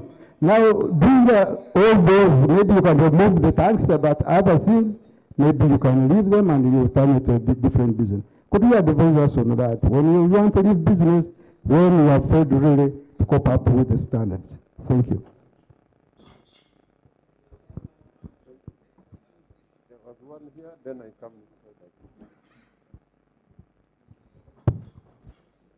My name is Tugume Sahid. I'm from Chenjojo. Many people have talked, but their sense is especially on the big petrol stations. But you find someone in the village, deep in the village, you may find from Chenjojo town to the village someone where he has a petrol station. You have there 8 kilometers. This person may not or may have a challenge of meeting all the needs to have a good petrol station, and has only one pump. This person, they combined money with the brothers, they solicited 20 million, and they wanted to start up a small petrol station. But when the UNBS and the energy officers come, they may request requirements of the same petrol station in Kampala. Then you find that as if all people in the villages are being stopped from working. And yet the government of Uganda today is leveling that everyone must have something to do rather than stealing.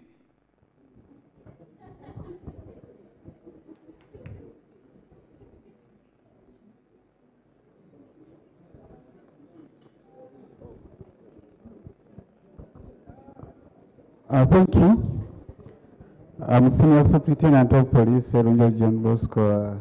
I police from the district of Undihujan.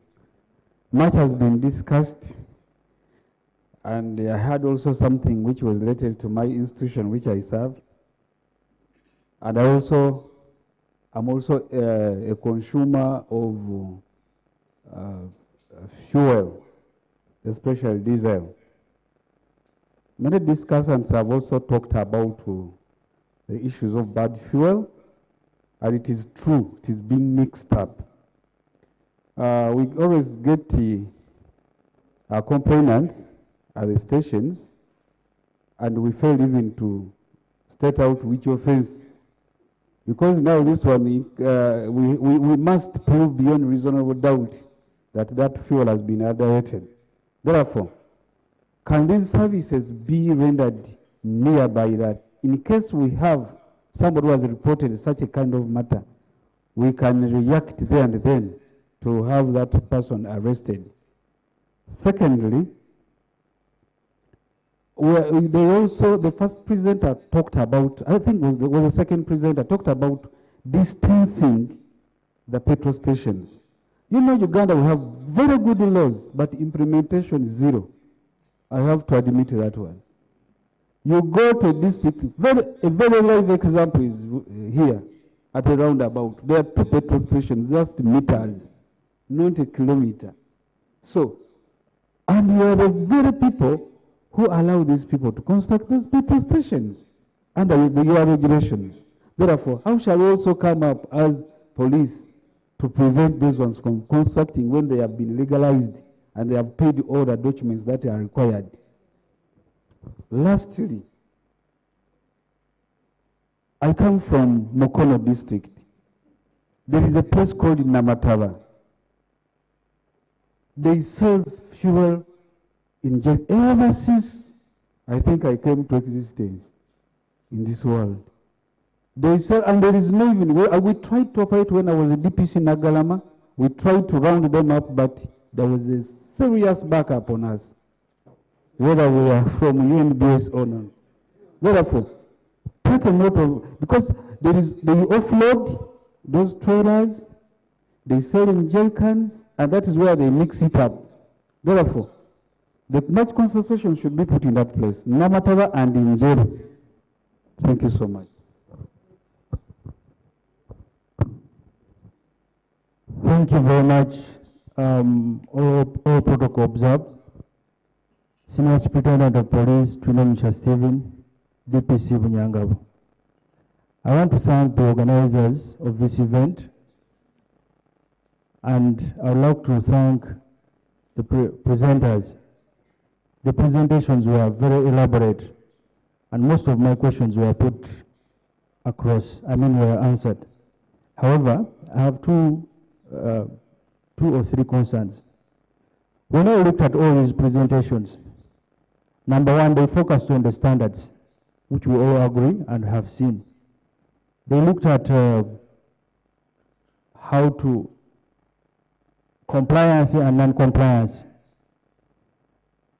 and also the implementation of those standards. Now, my question is, what next? The biggest question here is, who are we not all supposed to be to implement? I want to throw it to each member who is here. I know we have the focal people to do the implementation. But all of us have a role to put this into action. Because everything, I want to thank all the members who have contributed. Indeed, what they have said, it is true. Now the question is, how do we deal with this? And that is where the implementation comes in. Can you and I, can we do something? Let us not push the blame to anyone, but can we do something?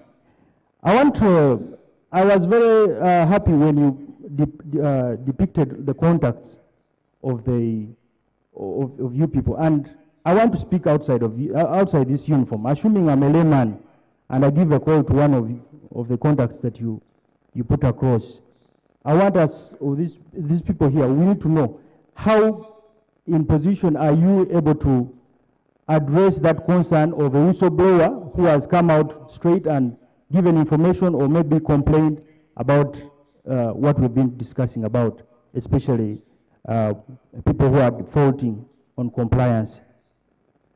Lastly, I want to call upon the organizers to, like you have promised, please fulfill the promise. Let's have more sensitization. I was really perplexed when I saw that this region, we are really at 36 non-compliance, meaning that we have work to do. Therefore, can we get to work? Thank you.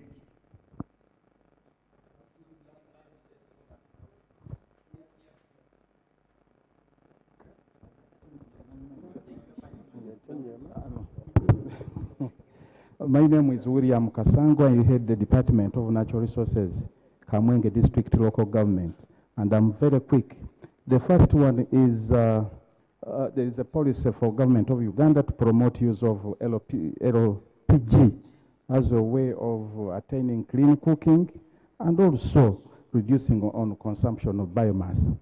So the question is, how is the reliability and sustainability of telling the people in the rural settings to use LPG? Number two, for purposes of clarity, would you tell us the difference between a service station and a filling station? The presenter was using those two words. Are they brothers and sisters? Are they the same? Can we use them interchangeably? The last one. Yes, the very last one is that in the approval workflow, local governments are partners in the workflow. But quite often, the operators or the developers are stubborn. And they say, for you are local. So for us, we deal with big people from there. No, so innocently, they forget that it is the same public service of Uganda. So probably I would suggest that we need to strengthen that intercollaboration such that these guys don't feel that our local have a little role to play. Thank you very much.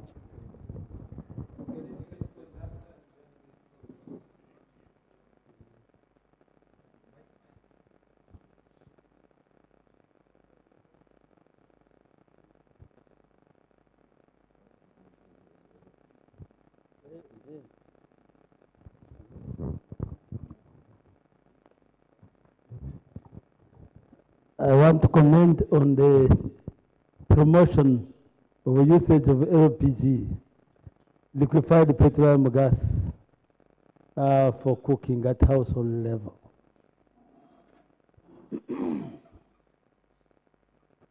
The consumption of LPG in Uganda is very low. And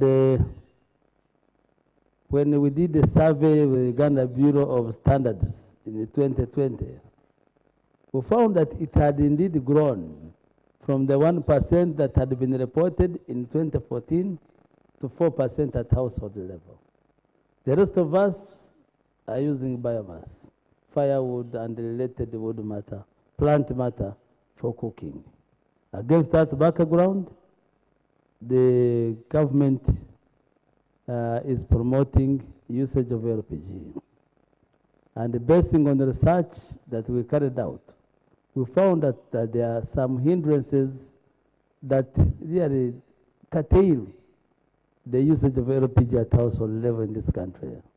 One of them is the fear that if you use it, perhaps it might burn members in the family.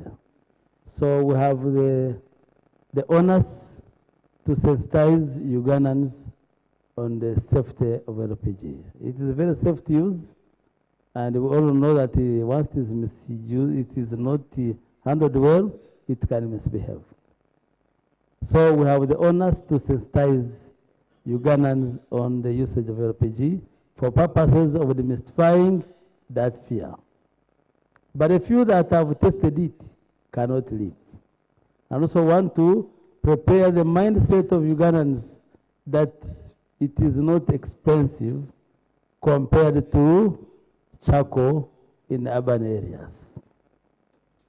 We have carried out that research and found that in a month, a household of 4-5 people can utilize a 13 kilogram cylinder for a whole month. But how many basins of charcoal do you use to cook the equivalent meals with the problems that we know come from charcoal? The smoke, the dirt, the delays, inhaling of funny gases. So, we found that it is cheaper than charcoal. In the rural setup, we know firewood is still easily available. So we cannot compare firewood with LPG perhaps in this area. But we compare it with charcoal that many of us use in urban areas. Another obstacle for usage at household level was the entry cost. For you to start using gas, you require to pay upfront some money for the cylinder, the hose, the cook stove, the regulator, if in case you are buying a bigger cylinder. But if you are buying a smaller one, still required to pay for the cylinder, the grill and the burner. All that one requires some upfront money, which is a hindrance for the starters of usage of LPG at household. And the rest were not for homes. The rest is that the distribution of LPG right now is still in Kampala. Actually, it is now getting closer to us, but the center, if you look at the bigger consumption, is areas around Kampala. For now, you can be able to see it at service stations everywhere, but if you remember where we came from, it was not easily seen. So, we are looking at improving storage at the regional level for purposes of improving supply. And as far as the startup cost is concerned, the government has introduced a program of a development plan of 5 years, where we shall be distributing cylinder kits. We give you a 13 kilogram cylinder and accessories, then you pay for the gas, which is about 100,000. We started it in 2021. We have had labs this year, and the next financial year, our plan is to cover all of the cities of Uganda, where Fortportal will equally benefit. We give you the kit, and then you pay for the refilling of the gas. We have started it, and it has been received very well. The response is far higher than we can even handle. And the plan is to introduce 200,000 cylinder kits into the market every year for 5 years.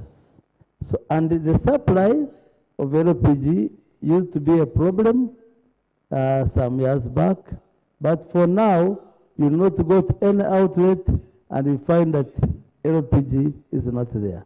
So what are we focusing on? Sensitization and introduction of those subsidized kits for improvement of LPG usage at household level in Uganda. I thank you.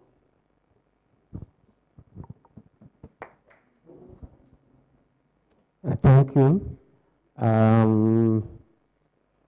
Let me start with the physical professional planner, who said that the building permits that are required from the registered engineer, that the registered engineers may not be available on the district level.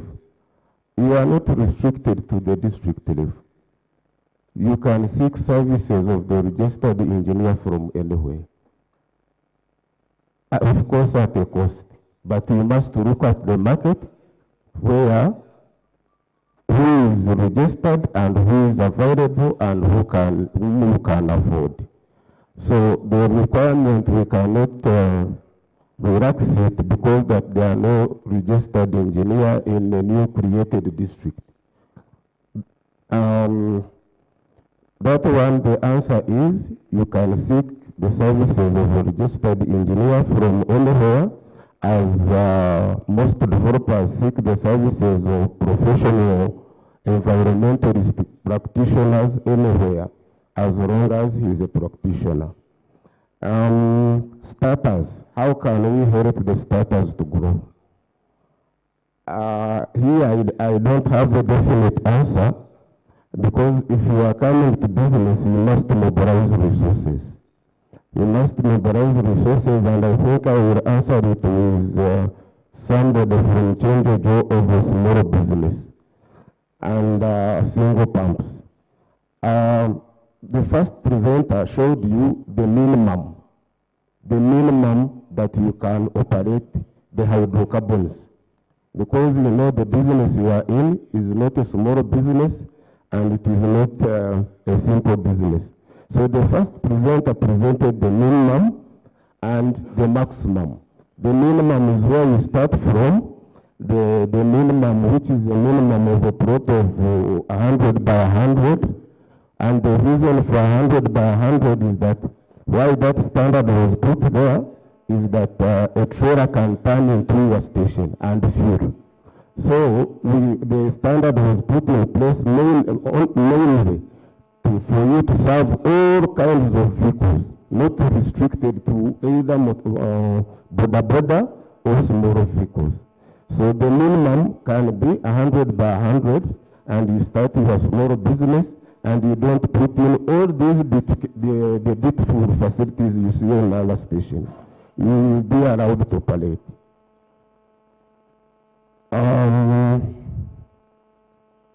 The estimated cost. Honestly, there are minimum cost for you to set up a petrol station. There are minimum cost, and you can start with that. Then you can add all other facilities, as I have said. So the minimum cost is known, and if you underestimate, the presenter told you, if you underestimate, we employ the valuers. We employ the government valuer to give us a reasonable estimate. It is the same clarification from Cavarore, the difference between a service station and a filling station. A filling station is a station with minimum requirements that can deal in petroleum products. A service station is a station that have other facilities, other services that excludes only filling the petroleum products. That is the clarification, and that is the difference. The commissioning, the law is very clear. If you are to leave that business, you must inform the commissioner to give you the guidelines on how to remove the installed facilities in a safe manner. The time frame that may take, the law is also very clear. The commissioner should not withhold the application of any applicant for a reasonable time. It can take long, but there is a minimum reasonable time that the commissioner must respond to the applicant.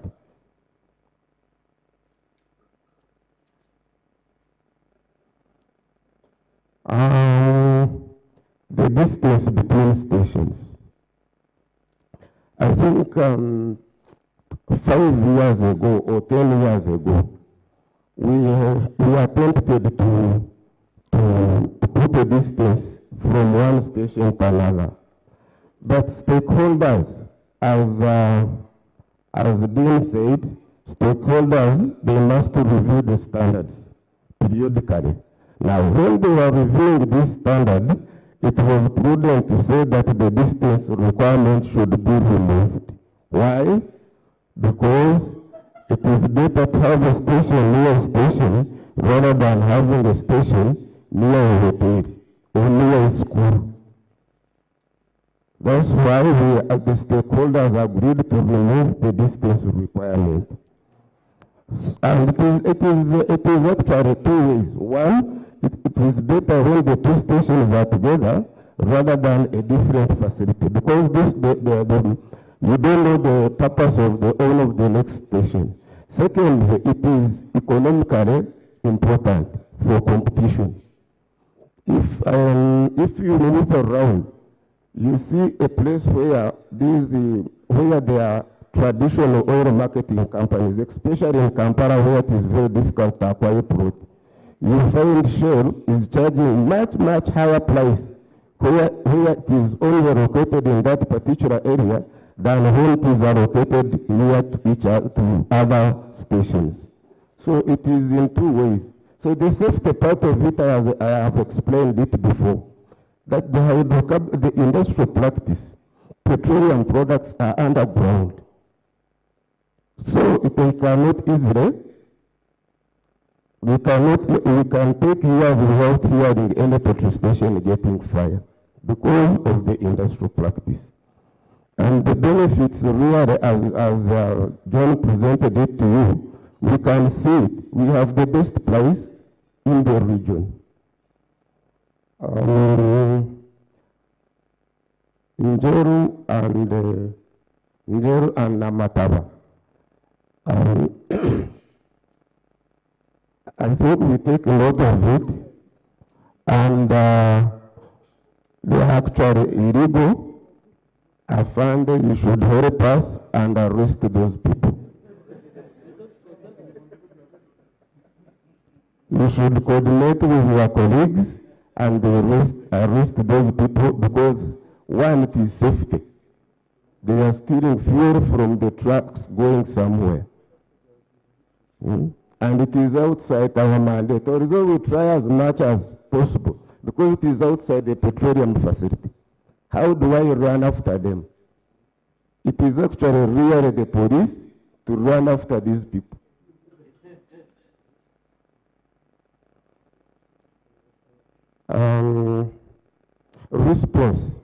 Response, if any call is made, how long does it take us to respond? Peter will answer that. You are the field supervisor. Thank you. No, before that, awareness. We are going to try as much as possible to make sure that we are present and we interact with you. Thank you. Thank you so much. Okay. We can speak.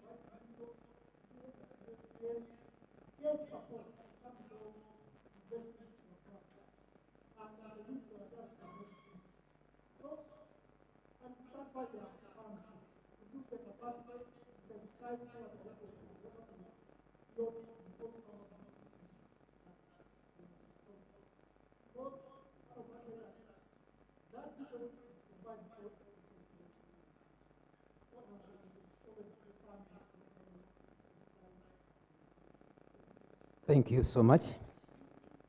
Lastly, in terms of response to whistleblowers who, in case of any issue to do with the quality, we have given you our toll-free numbers, and my number was among those which I gave. How long because I'm in charge of the field and I know where exactly each mobile field lab is in the region. Once you get in touch with me, I'll be able to respond not only to the whistleblower, but in case you take fuel and you find your vehicle has a challenge, in case anything related to quality, anything, and you call, within that day I'll be able to respond. And depending on where the vehicle, the mobile lab is, it may take 1 or 2 days, but in most cases I'll be able to respond within 24 hours to that complaint when it is in your jurisdiction, because I know where each of these vehicles is. It may be related to quantity, then I'll pass it on. If it comes to UNBS, the UNBS normally passes it on to us in terms of quality when you call those toll-free numbers. Now, finally, somebody asked, there are those stations without names. It is illegal to operate stations without names, and there are many of that kind of thing. One day it is this one without certain names, and not showing the prices on the billboard. It's not also not, it's illegal. Prices to be displayed on the billboard so that the consumer know how much, and there should be the same price on the pump, not variant. Thank you much for your attention. At this moment, let me invite the Commissioner to close up this function. Thank you, Mr. John Friday.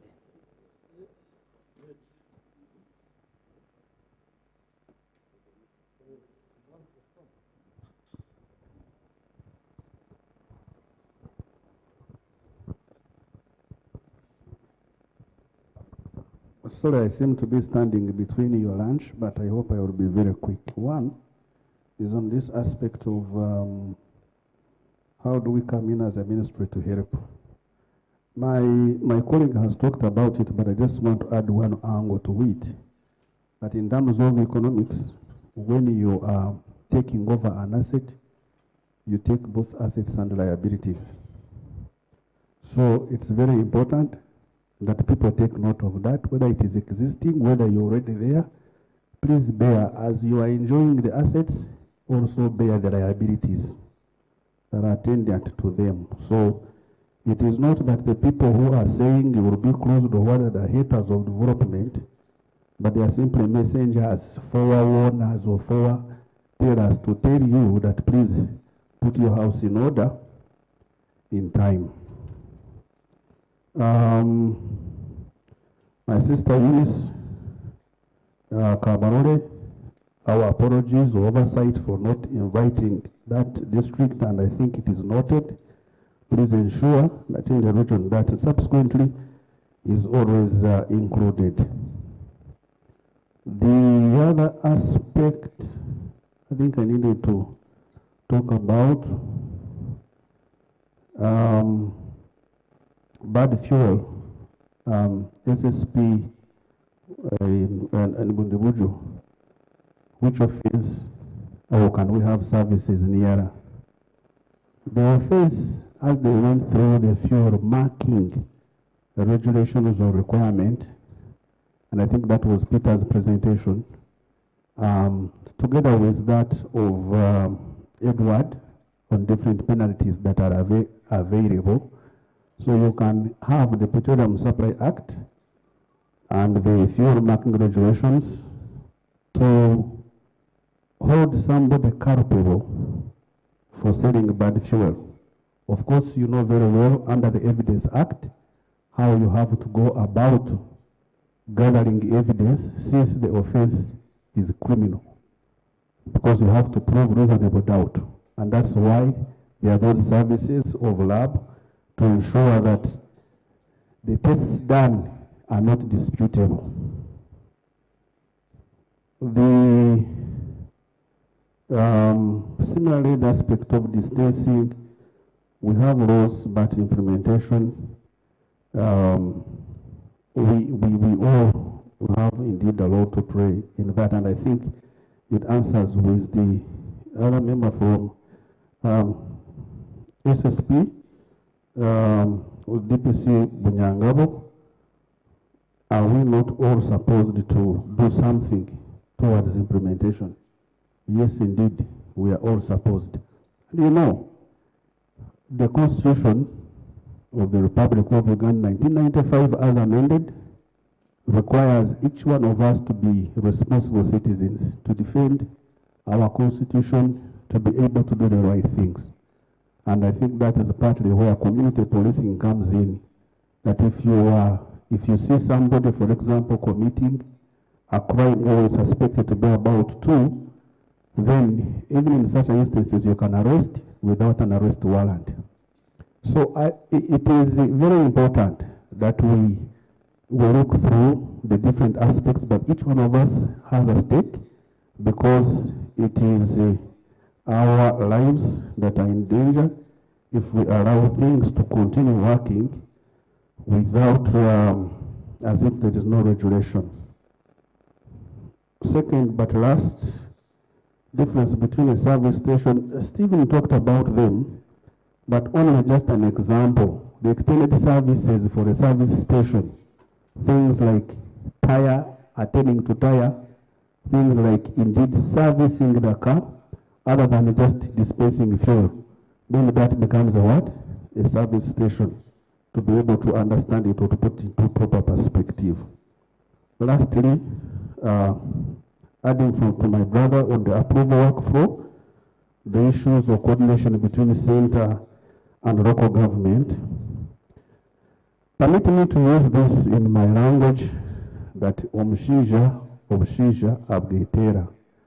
I don't know how it can be loosely translated, but my brother William, please do not be or appear to be quote unquote intimidated by people who come to you that they have dealt with the center, and therefore you are local.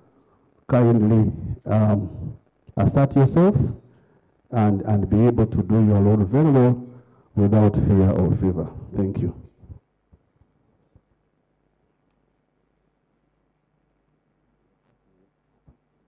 I had requested my brother there to do the needful ceremony.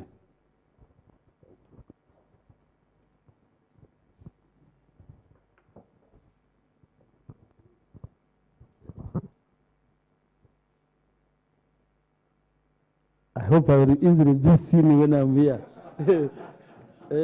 Because the height of the table and the person are almost the same.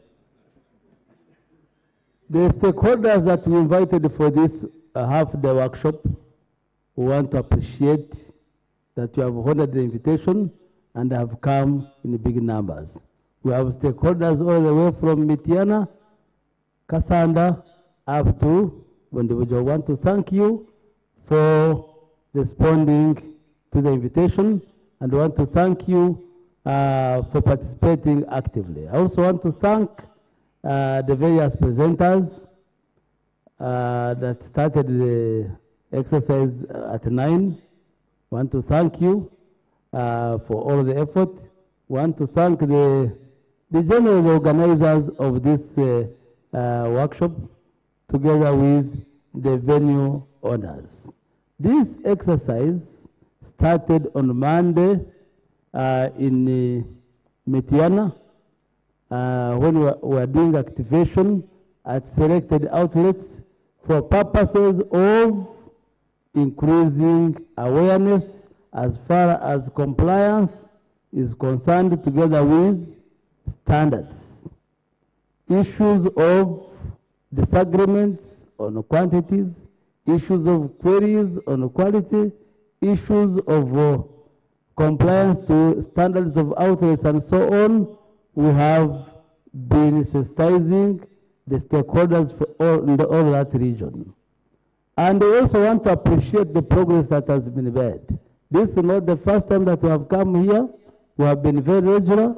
And when you look at the compliance, say 5-10 years back, and today, there's a big difference. Although we are still doing badly compared to the rest of the regions in Uganda. It remains on your side to improve at least the level of northern Uganda, which is at 4% compared to us here. I also come from here at 34%. We have something to do to match the best performing regions in the country. The industry is growing. People are providing employment. Let us protect it by complying to the standards, by complying to the quality requirements, by putting up outlets that match what is required by government. Because we have had some feedback that we should be able to close outlets in Bunyangawa. If you want us to start tonight, we have the capacity to do so. But we came to sensitize you. The time to enforce, to bring the stick is also coming soon, before Easter. So with those remarks, ladies and gentlemen, we have been here for a very long time. I thank you once again. And at this time, I declare this half-day workshop closed.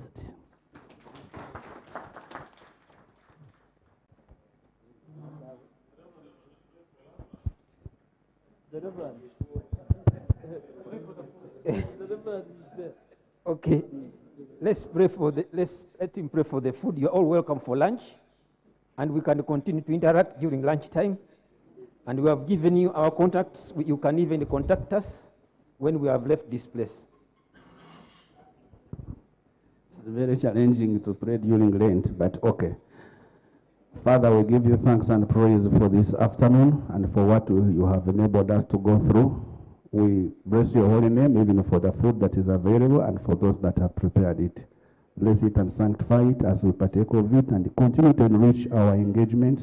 In Jesus' name we pray. Amen.